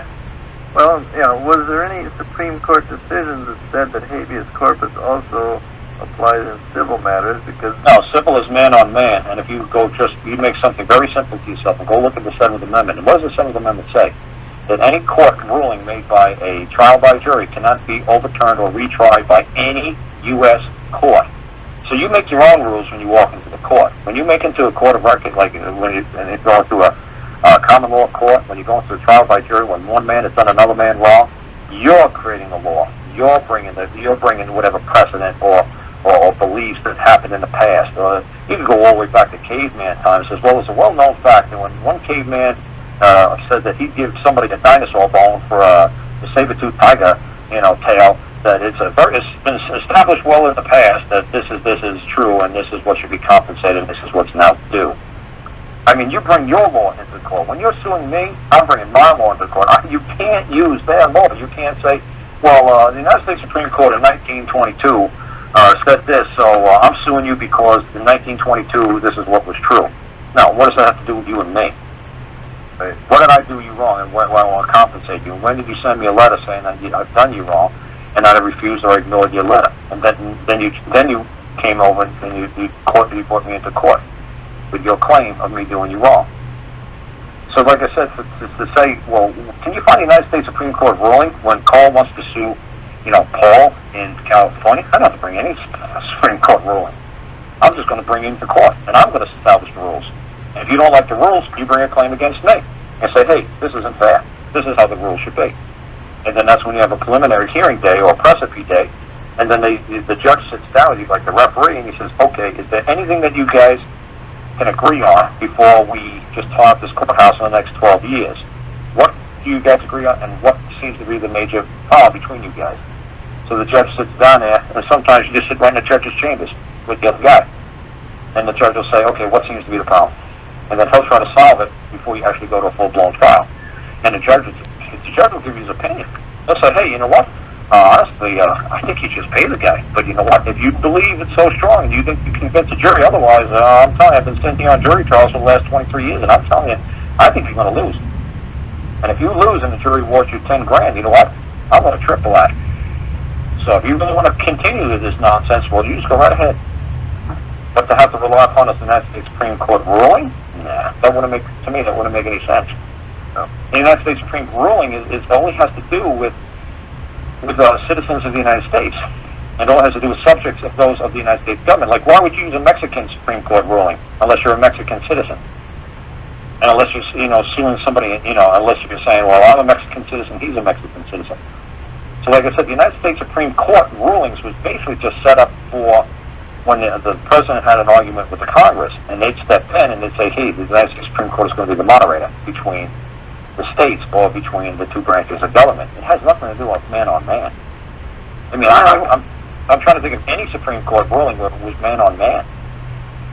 I mean, even like Jennifer Flowers against Bill Clinton, that had to do with a United States government employee against a civilian. So, I don't know where there's a case where it's a civilian versus a civilian.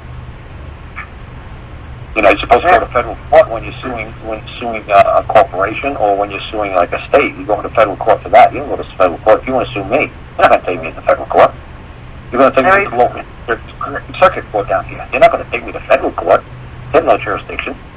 So Mary Francis is asking, why does he want a habeas corpus in a civil suit anyway? What does he want produced? We were writing up admissions, a request for admissions. And I wrote, we haven't submitted it yet, but I wrote up for the attorney to admit that the rule of habeas corpus applies in this court, and admit that the rule of habeas corpus... Well, maybe he doesn't know what rule of habeas corpus means. Why don't you just say to him, will you allow me to cross-examine my accuser? You don't have to do something fancy like habeas corpus. Will there be a problem with me, cross-examining my accuser? Because you're going to have a preliminary hearing day. The judge will do it because he wants to know how long you're going to tie up this courthouse. So he tries to just sit there and negotiate with you guys like a mediator. And this is what they do here in Virginia. They try to negotiate with you and say, okay, you got 12 counts against this guy. Have you guys figured out anything yet in these past 21 days that gone by? No? Really? Okay. How about we try to let me take a look. Is these guys still adamant about this? Great. How long is it going to take you to move this count? Well, it's going to take me 20 minutes, so it's going to take an hour. So they say, okay, then now 20 minutes, 8 o'clock, we're going to start, okay, 9:20. Okay, next count. You guys, how long are you going to take to prove this count? No, I'm going to need 23 minutes. Okay, how long are you going to need? I'm going to need 47. So what he's doing, he's creating the docket. Saying, okay, it's like taking, like you guys want to say, a shipping, like a warehouse. He's like, okay, how long are we going to occupy this courthouse? And he'll say, okay, about 3.5 hours. Okay, can you guys do this all in 3.5 hours? Fine. We'll see you at 8 o'clock, and 11:30 we'll call it a day. Okay, you think you can wrap it up by 11:30? Good, because I'm going to schedule the next case at 11:35, because we're really busy. So that's what he's doing on preliminary hearing. So you're supposed to try to settle all this stuff amongst yourselves prior to going into a trial. And the judge will keep asking you, is there anything else you guys could try to work out before we actually set this case and put it on the docket? I'm just telling you this. I'm just telling you the lowdown, how they go step by step by step. Very good. Appreciate it. Thank you. Okay, thank you. Okay, moving right along. Central Northern Carolina. Go ahead. Did you have a question? Central Northern Carolina. He might be muted. He's been unmuted. No, he might mute himself. He doesn't realize. Oh, yeah, check your phone. There you go. Yeah.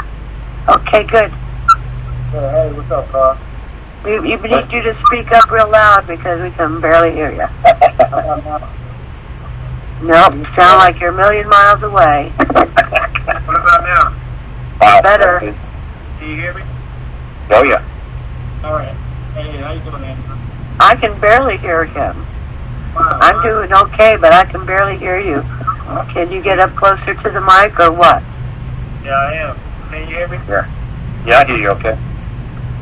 Angela, can you hear me? Angela can't hear me. Yeah, I can hear you. You can barely hear you, but I know for like, she tries to record these shows, so she tries to get the levels up as high as she can so people can hear the All right, what about now, Angela? But I can hear you. I need you better than that. So do the best you can. I'll try to answer, and then Which phone? I'll repeat it. Is that good? Let's see, go testing 1, 2, 3. Yeah, that's fine. Perfect. Hey, how you doing, Angela? Good. That sound came in crystal clear. Yeah, how you doing, Karl? Angela. All right. Hi. Yeah, Karl, I think you really need to really inform the people, really understand how deep in depth what you do and how things really are with actually moving a common law court. Okay. It's a lot more to it than people may think. Yeah, there's a lot more to it, but there's really not much to it. There might be a lot. Like there might be like 10 steps, but they're really not that complicated once you know them. It's just like dancing. I mean, I'm sure like to do a waltz or whatever, I'm sure everything is complicated like that to a point, but once you know how to do it, it just comes natural. You'll get the rhythm. Say, okay, I got this. But of course, at first it's going to be difficult to do because you've never done it before. Right. So I don't make fun of people because they don't know the steps. I mean, I can imagine even trying to dance. I mean, I'd be a total failure at first. But I'm sure if I put my time into it, I'm sure I'd do great. Okay, somebody's breathing on the mic and it's making me crazy. That's not me, Angela. It's Karl. That's the wind. I live in mountains, so I had to put the windows down. Don't get in the wind now, Karl. You're on a conference call. Yeah, it's kind of hard. He's moving around, Angela. He's always moving around. But that's okay, yeah. I'm good now. For a few minutes. Oh, yeah, I mean, like I said, it might be, it might, thank God, like I said, a lot of people are saying they listen to Angela's old calls, and they said it's really starting to click with them, mixing my calls with her calls. So what's great now is that I've been doing it since my Goldman shows back in last July, so it's been almost a year and a half that people can go back to my stuff and say, wow, oh man, you haven't changed one bit. I mean, it's the same spiel, so it's good. So at least if I keep repeating everything the same way over and over and over, I'm not going to confuse you folks. So once you see the pattern, this is as simple as it gets. It's not any more complicated. I'm not putting any new technologies in. And what I said back then is what holds true to this day. It's just whether you guys can see what I see. That's all. Right.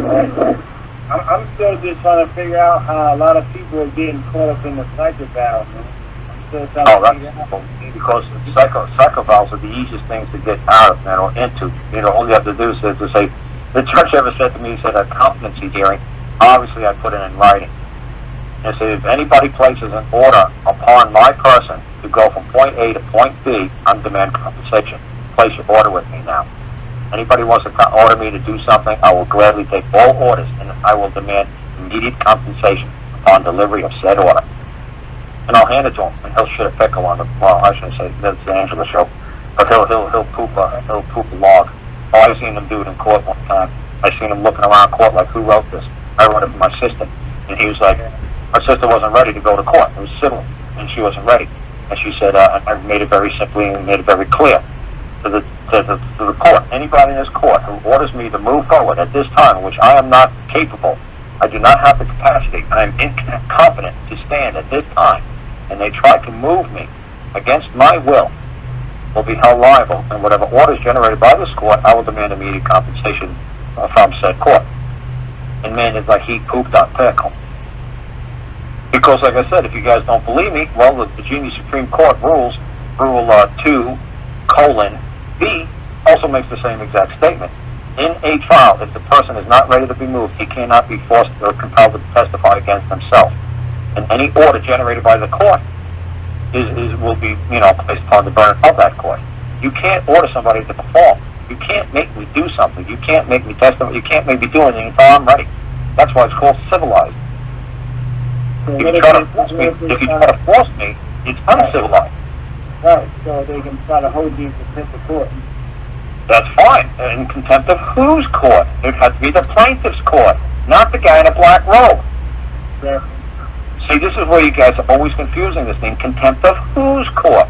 Not the guy in a black robe. I'm not giving him control and authority. I never subjected myself to his orders. But once you enter into his jurisdiction, which means his control, that grants him the ability and capacity to order you. And you can't collect a damn dime on him. Why? Because you relinquished jurisdiction into him. So how do you establish it's your court? You just go in there and write out off the top that this is my court. Well, the claimant or the prosecutor or the petitioner, or it's their court. Now, when you're a defendant, you could just say, I have no knowledge of who's making the accusation or the claim against me, and before I'm going to allow this court to have jurisdiction over me, that party's got to be making his presence known to me. So I get the chance to compensate him and clear this up before we go into an open forum. I did not have that luxury or that right to do so, to settle the matter on a private side. So who's making the claim, or who's petitioning, or who's the plaintiff, or who's... I don't know this guy. I was just walking down the street. Next thing I know, poof, I'm standing in this courthouse. What's going on? Make it aware. I don't know who's accusing me. Make yourself known. Yeah, it's kind of interesting, man, Karl, because, we were talking about my case, and it's kind of very interesting what's going on, because they, took it off the docket, and they kind of... I have them at it's their case moving against me, but I have them at a standstill, they can't move forward. They can't do anything. Yeah, I heard you say that they have a case against you. The case went off the docket, right, and then you broke up real bad. Yeah, the case went off the docket, and they're just not moving forward yet. Because that's competency? Yeah, sure it is. They want me to take the psychopath, but, that's something I'm not doing. And plus, they have no bond. Well, like I said, did you plead into the case yet? Did you plead guilty, not guilty? You know that. You know I haven't. You haven't done any of that? No. Then you just do what I just said. Then you just say, who is the person who's moving a claim against me, make his claim known to me, so I can settle a matter with this man or this woman. Right. And you already know I put the whole, the whole smear in with them anyway. And then, right. They've just stayed the hearing, or stayed the trial, or they just put it on hold, or? Yeah, they just put it on hold, like they're waiting for me to comply with the tell them the poop will get off the pot. Tell them to move their complaint or claim against you now, forever hold your peace. You're gonna have to make a claim against them. Because when they just put this stuff on stay or abeyance or hold it, they can do it for the rest of your life. So you tell them the poop will get off the pot. Now some people say, well, Karl, you can rely upon the statutes of limitations. They got 2 years. I say, F that. You tell them to move it now, because every second that it's against my good name, or every second that it's doing it, it's keeping me from being gainfully employed, or whatever. You tell them that the poop get off the pot. Right. Move your claim. If you don't move it, I'll give you 21 more days to move the damn thing. You don't move it in 21 more days, I'm gonna move a claim against you for failure to prosecute. They can say, well, we got 300 years to prosecute you. Don't tell us when we get prosecuted. Say, oh no, good. Then don't tell me when I can and cannot sue you, because I'm gonna sue you now. Right. Move a claim against them, and then take it before trial by jury and say, well, no, our statutes say this. It's like, yeah, well, the jury gets to determine if your statute has any merit. If your statute is causing harm to man, your statute has no standing in this matter. Right. You see what I'm saying? I hope you guys do, because thank God this stuff's recorded. Yeah. Because there's some good stuff. Right, because they don't realize what's really going on. Like, they don't understand Like, I mean, I've been dealing with this case for a little while now, and I put a claim before the court where I put all the orders, everything before the court. You know, the whole, you know, everything. So you already know, and the only thing they screamed was the psychic vow, but I still have yet to see the order, or they never even uttered it in open court. So how can it be an order? Right? Well, like I said, I mean, it's very simple. I mean, if you wanted to do it, you could do an ex parte communication with the judge where you don't have to let the other side know what you're writing. And you can say to the judge, obviously, this competency examination you want to do, obviously, you give them the definition of the word competent. You say, obviously, I don't speak legalese. Obviously, you're coming at me in some sort of code. I don't decipher code. I don't wish to be a code decipherer. At no time in my life have I ever deciphered code, and no time do I want to decipher code. And is there anywhere in law that mandates or forces me or compels me to understand your code? There you go. Thank God this is recorded, because I ain't going to repeat it. Because it's going, that's what I'm saying. People like, you know, a lot of people dealing with this thing like on the outside, like just really, but it's a lot more deep and just simple things, like you say. It's there right in front of us. It's simple. Oh, yeah. I hear people call me up and saying that case has been going on for 7-8 years. Right. This is ridiculous. Right. Exactly. Get off the pot. You got 21 days, just like anybody else. You got 21 days to move your claim against me. Right. Bring the witnesses, bring the testimony, bring the evidence to it, and do it an hour. When I file a claim against another man for doing wrong, I got 21 days. They have nothing. See, that's the whole point. See, that's what I'm saying. They threaten me. See, how many people they threaten you? If you don't take the psych about, they threaten you with getting going to issue a warrant for your arrest. Right. Well, like I said, you know, what I'm saying is, right. It's been over 4 months now, and they never issued a warrant for my arrest. And even if they do issue a warrant, what has to be attached to the warrant? The bond. Why? I mean, someone has to take on responsibility for that. They're writing the bond, so it has to be the judge. It has to be somebody. When they issue a warrant, they're coming into your jurisdiction. It's like they're crossing from the state of North Carolina into Virginia. Now, this ain't this ridiculous Smokey and the Bandit movie where Jackie Gleason goes from Texas through Louisiana, Mississippi, you know, Arkansas into Georgia. That's Alabama. That's ridiculous. What if he runs over a baby carriage with a couple of kids in it? Who's going to be held liable for this Texas guy driving across state lines? The state of Texas is going to say, we're not insured, we're not bonded, we don't cover somebody who's acting outside of their jurisdiction. This guy's totally out of control. Go sue Jackie Gleason. You see what I'm saying? What I'm saying is, when you go out of your jurisdiction, you better have insurance, you better be bonded. Right. So like I said, if you charge a North Carolina cop goes into Virginia, he knows he's supposed to turn around.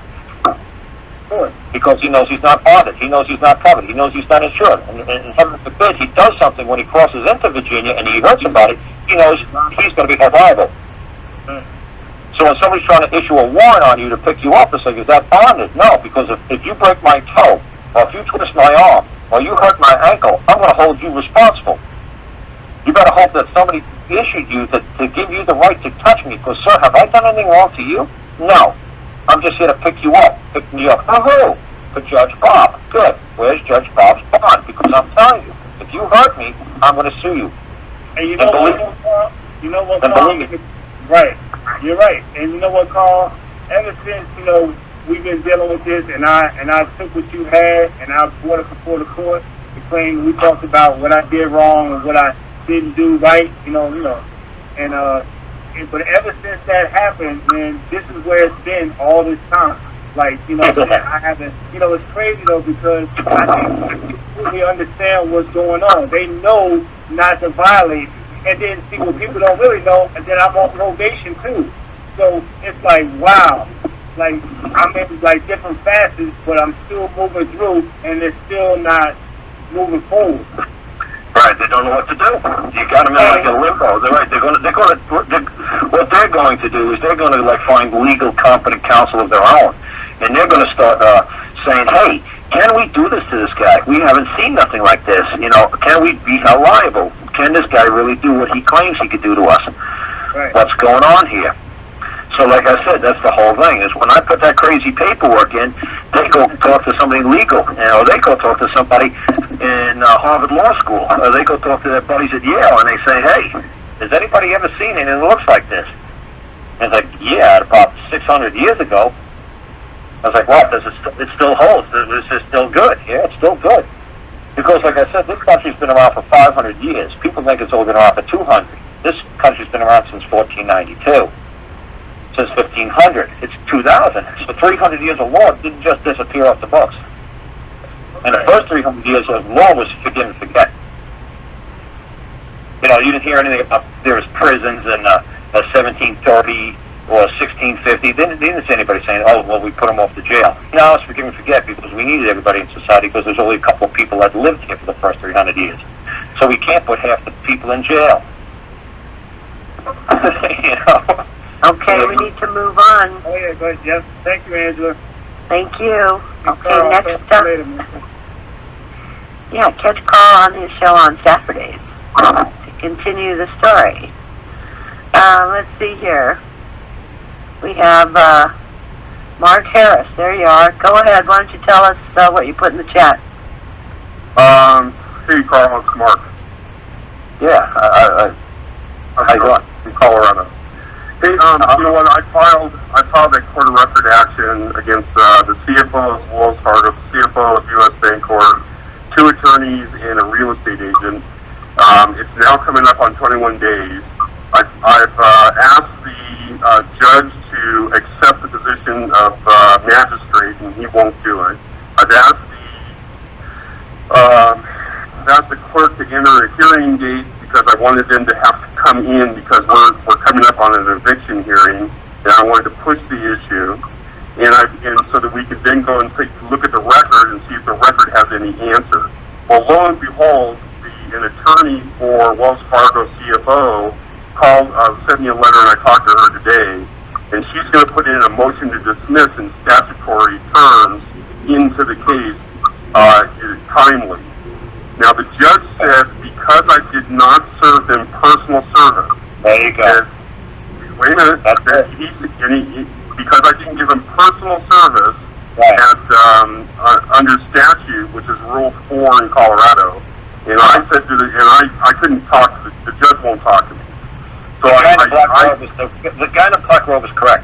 Everything that you said so far, I totally agree with the guy in the black robe. Why? Because you said CFO.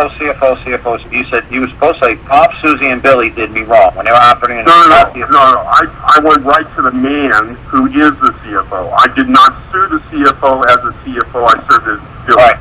So what I'm trying to say is you got to, when you speak to somebody like me, it's like I said, I want to hear exactly. I said, well, I believe a man is in control of a corporation. His name is Bob. He also happens to be the CFO of Bank of America. There you go. You got to spell it all out. You got to. If you don't say it all out exactly that way, if you just want to talk gutter English, like you're talking to some buddies on a block, that's fine. But when you want to come on a law show, a law show, you can't just talk to me like you're talking to your mom. Okay, I will send that. Be deadly accurate, because you're gonna make me think that you are forgetting certain steps. And if you're telling me bingo, you got it. Because when I said it only took me 27 seconds, and there's no. Okay, I served 4 men and 1 woman by express next day track mail, and I put in the proof of service that they had all been delivered. And now that the attorney for one of the men. That's not proper service. Okay, in statute it may not be, but my rules of court says it is. Okay.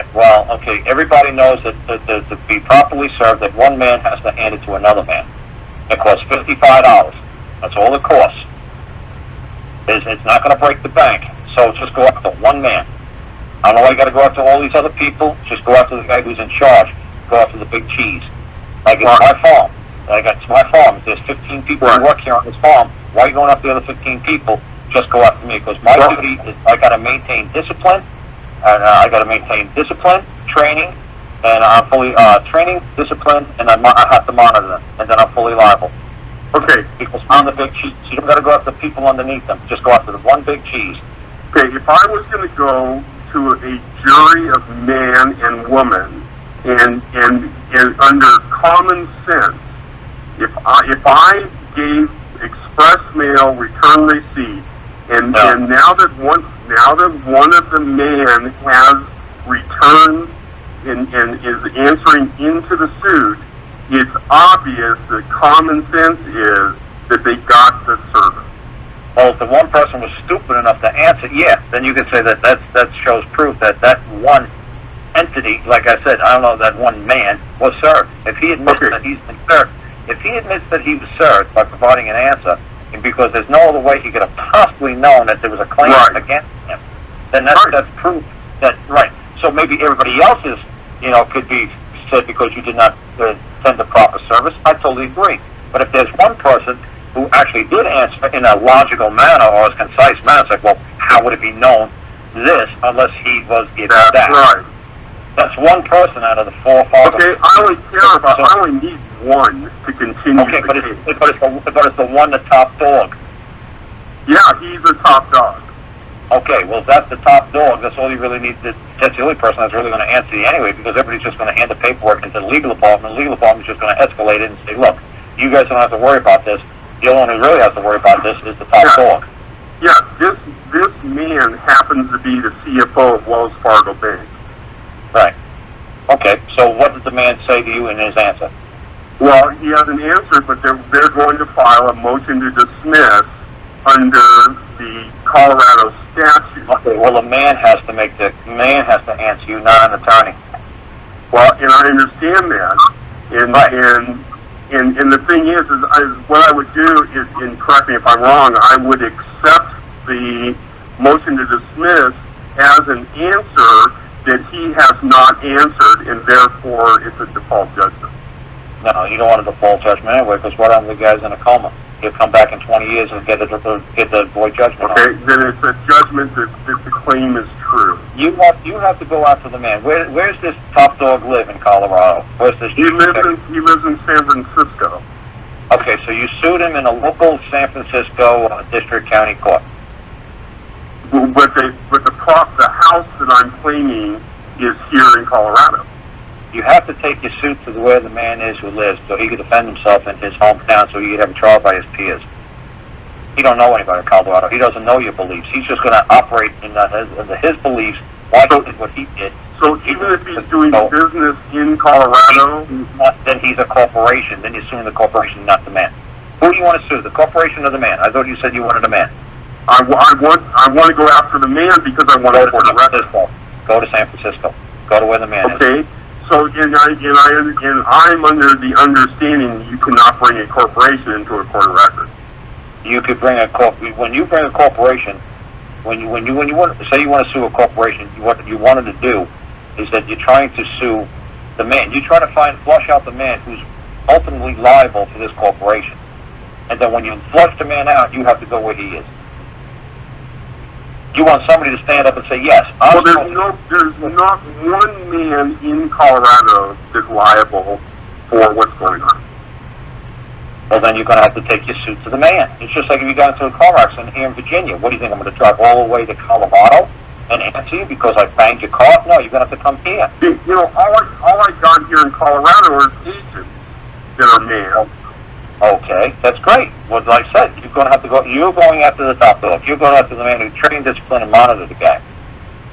Well, I'm going after the man who is signing all the liability of the corporation that they're doing business in good standing with all the rules, regulations, and policies. Well, like I said, it was a very simple example I gave you earlier with Bill Clinton. Bill Clinton committed the crime, and they could point out to the crime was committed in Arkansas. Bill Clinton had to go back to Arkansas. He couldn't have court in Washington, D.C. like he wanted. He wanted the court to be transferred up the way he was. But at that time, the crime was committed in Arkansas. He had to go back down to Arkansas. So if you're telling me that this man committed a crime against you, fine. Then try to have him then say, look, you were in the capacity of the state of Colorado at the time in which this wrong was committed. You're going to have to so what do you think by that logic? I have to wait until they throw me out of this house and I can go after the sheriff for trespass. Why do you have to, okay, so your house is going to be foreclosed on, huh? No, the house is foreclosed. I'm claiming highest title of possession. Okay, so you're claiming that you have possession of it. Okay, so what are they saying that they had? Are they trying to say that they had, you were just make it simple. Were they trying to say that you were the owner of the house and they had a lien on the house? No, I was not signatory to any of the notes. The house was foreclosed on in Commerce, and now they want possession, which is a separate item. And I'm telling them that that the trespassers, they're using forged documents to take possession. And that's the trespass. Okay, so, see, this is what I'm saying. I don't understand how it got all the way to a foreclosure. Because I wasn't the one on the paperwork, and the guy who was on the paperwork could not sustain an action in defense of the foreclosure. So you're renting the property? No, I am sheltering in the property as a man. Who's the owner? There is no owner. Okay, so you're just saying you're squatting on somebody's. I have possession, and I'm taking usufruct. I'm not saying usufruct in the case, by the way. I'm taking shelter as a man, and I have highest title, unless they can come up and prove I have a higher title. And I know they don't have it. Okay, so what you're going to do is you're going to try to set precedent. So obviously, if I was you, I'm not thinking. Were you thinking about going in front of a jury or no? Yeah, I'll take this in front of a jury. Because I know they're using forged documents to do this. You're going to get clobbered. If you take it in front of a jury, you're going to get clobbered because the jury will say, look, you can't just occupy a house. You can't do it. Now, if you got a whole bunch of guys like in New Hampshire, a whole bunch of hippies in that town, well, maybe they'll let you get one like that. But I'm telling you, man, the jury's going to say no. You can't just take possession of a house and make it. Of course I can. Yes, you can, but I'm telling you, go in front of the jury going to throw you out. Okay, and I'm saying that I'm good enough. If I could get in front of a jury, that I could convince them that I have highest title. Okay, and to them, they're going to say, what do you mean by title? Well, you know what, I don't want to get into that part. What I want to do is I want to hold court. Try it. It's time for the jury. Help me to hold the court. Do it. Let's do it. Let's do this. Tell me what the jury is. Tell me what you're going to try to tell the jury. How are you going to convince the jury? No, not tell the jury. Right now I'm telling the judge that he has to act as a magistrate and not as a judge. Okay, great. So if he agrees to that, how are you going to convince the jury? He hasn't agreed to it. Say tomorrow he hears this show and he agrees to it. He says, oh great, I like this guy Karl. He's going to take the burden off my shoulder. Good. I'll give this guy the magistrate status. Let's try to get this guy to convince the jury of this stuff. I'm hearing lots of wind. Okay, the thing is there a court of record that can be enforced, or isn't there? Every court is basically a court of record. All a court of record is, unless you say that the court of record is only going to move under common law. I've said that. Okay, now the common law, and that's a sign in where you live. You better hope there's a bunch of hippies, because I'm telling you, if you try to pull a stunt in Beverly Hills or something like that, they're going to say, no, you can't just occupy a house. You got to pay your bills like everybody else. You got to keep your lights on. You got to pay taxes. No. I am more worried about the procedure of holding the court than I am in trying, and whether, when it gets down to where I have a jury, and I have to go in front of a jury, then let's discuss that. You know, one of the things, and you and I have talked about this before, is that there's very little information on actually how to enforce a court of record of common law. Because the judge is going to say, is there, the other side is trying to say that you're trying to claim something because you possess it, because you're sitting there at that period of time. As man, people, I have highest title. Okay. And now I'm trying to get the judge to become magistrate in my court of record. Okay. To facilitate the case. When you said you have man and you have highest title, now what do you mean by title? My title comes from my creator. Okay, so you're going to say you created that house? My creator created everything. Okay, so you created it's right there in Genesis. Okay, so it's right there in Genesis. So you're going to say to the judge that your creator created everything. Absolutely. So then, is everything that you created have equal standing in court, or you have higher standing in court than others? Because I am man people, I have highest authority. Okay. So if this case goes through and you say, well, I'm occupying this house, what's to keep you from occupying another house? As long as a man is not harmed or takes a loss of private property, I don't see a problem with that. But that's not the question. It's not what you tell the jury. It's not what you tell the jury. It's how do you get the jury. Yeah, because like I try to tell you, if anybody knows anything about law, everything is to try to maintain status quo. You don't want to set precedent. Everybody just tries to go along to get a So little you want to genuflect the commerce just because everybody else is. I don't buy it. If that's the way society rolls, if that's the common beliefs and practices of the people who are living in that district at that period of time, if they believe, like, look, you can't just do this, because they're going to say, wait a second, if this guy wins, they're going to bring 3,000 hippies in, and everybody's going to occupy this guy's house. Well, let me ask you, have you ever gotten the jury? For what? I didn't want a jury. If they asked me if I wanted a jury one time, I said to myself, no way, because the jury's going to hang me. Okay, so you have never gotten to court to set a jury of peers. That's right, because every time I go to court, the jury was going to hang me. Because you can't do what I do in the eyes of the jury. The jury's going to say, we're not going to tolerate that behavior in our community. We're going to hang I don't believe you. Okay, let me put it this way. It was much easier to deal with the guy in a black robe because I just had to say to him, who did I harm? Okay, what I'm hearing is that you may have the information how to get to a jury of peers, and you may not, but you haven't had to exercise the authority to get to a jury of peers. I wasn't crazy enough to go in front of the jury because I know they're morons. Well, I guess I'm crazy enough. Okay, well, there you go. And I'm trying to tell you, you better hope that, like I said, when O.J. Simpson had his trial, I'm telling you, if there was a trial of jury in Brentwood, California, Beverly Hills, they would have hanged him. You're going to try to get people on your jury from Long Beach. You're going to try to get people... Especially today, everybody's so dumbed down. They want to please the judge like it's their daddy. So they will use whatever... Angela, the whole thing is I'm all about process. I've been at this for a long, long time. And I'm just trying to find the process. Now, whether or not I can make a determination of whether or not to have a jury or not, that's up to me, and whether or not I'm actually crazy enough to do it. But what I'm finding out is, I don't think you can actually hold a court of record. And that's what concerns me, because now I'm finding I'm of the mind and the belief that trying to take foreclosure defense through statutory merchant courts is not going to give you a consistent remedy. Okay, so you want to sue somebody because they want to foreclose on you. So when the man comes out to hand you a piece of paperwork, and he's going to he's going to tell you you got to go?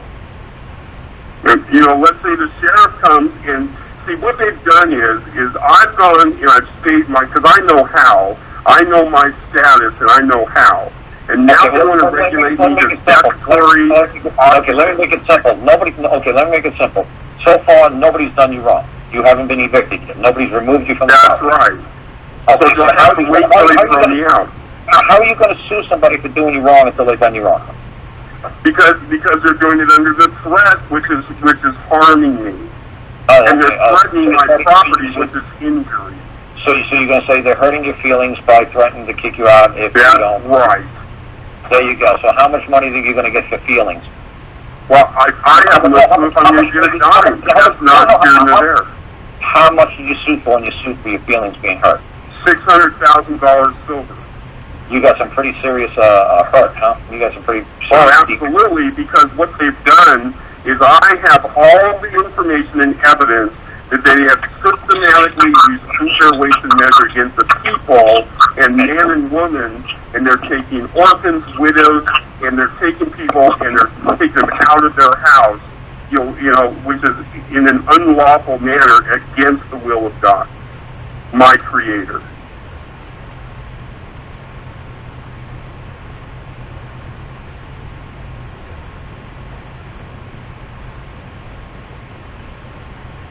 All I'm hearing is silence.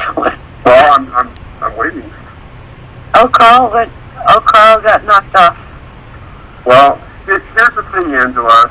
You know, if we don't have equal weights and measures, and that means every man, woman, and child is being subjugated to debt servitude. And because of that, there is an ongoing harm to the people. And every people, as man and woman, is responsible to keep these corporations. And you know, I know I'm preaching to the choir. The main thing is if we're going to go ahead and we're going to do courts of record, then where is the authority that they're going to listen to in the procedure? Because it's not whether or not you have a good case. Let's let a jury of peers decide that.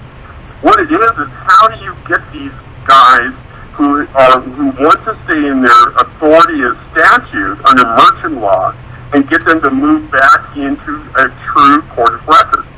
And I can't find anybody that wants to actually instruct on that.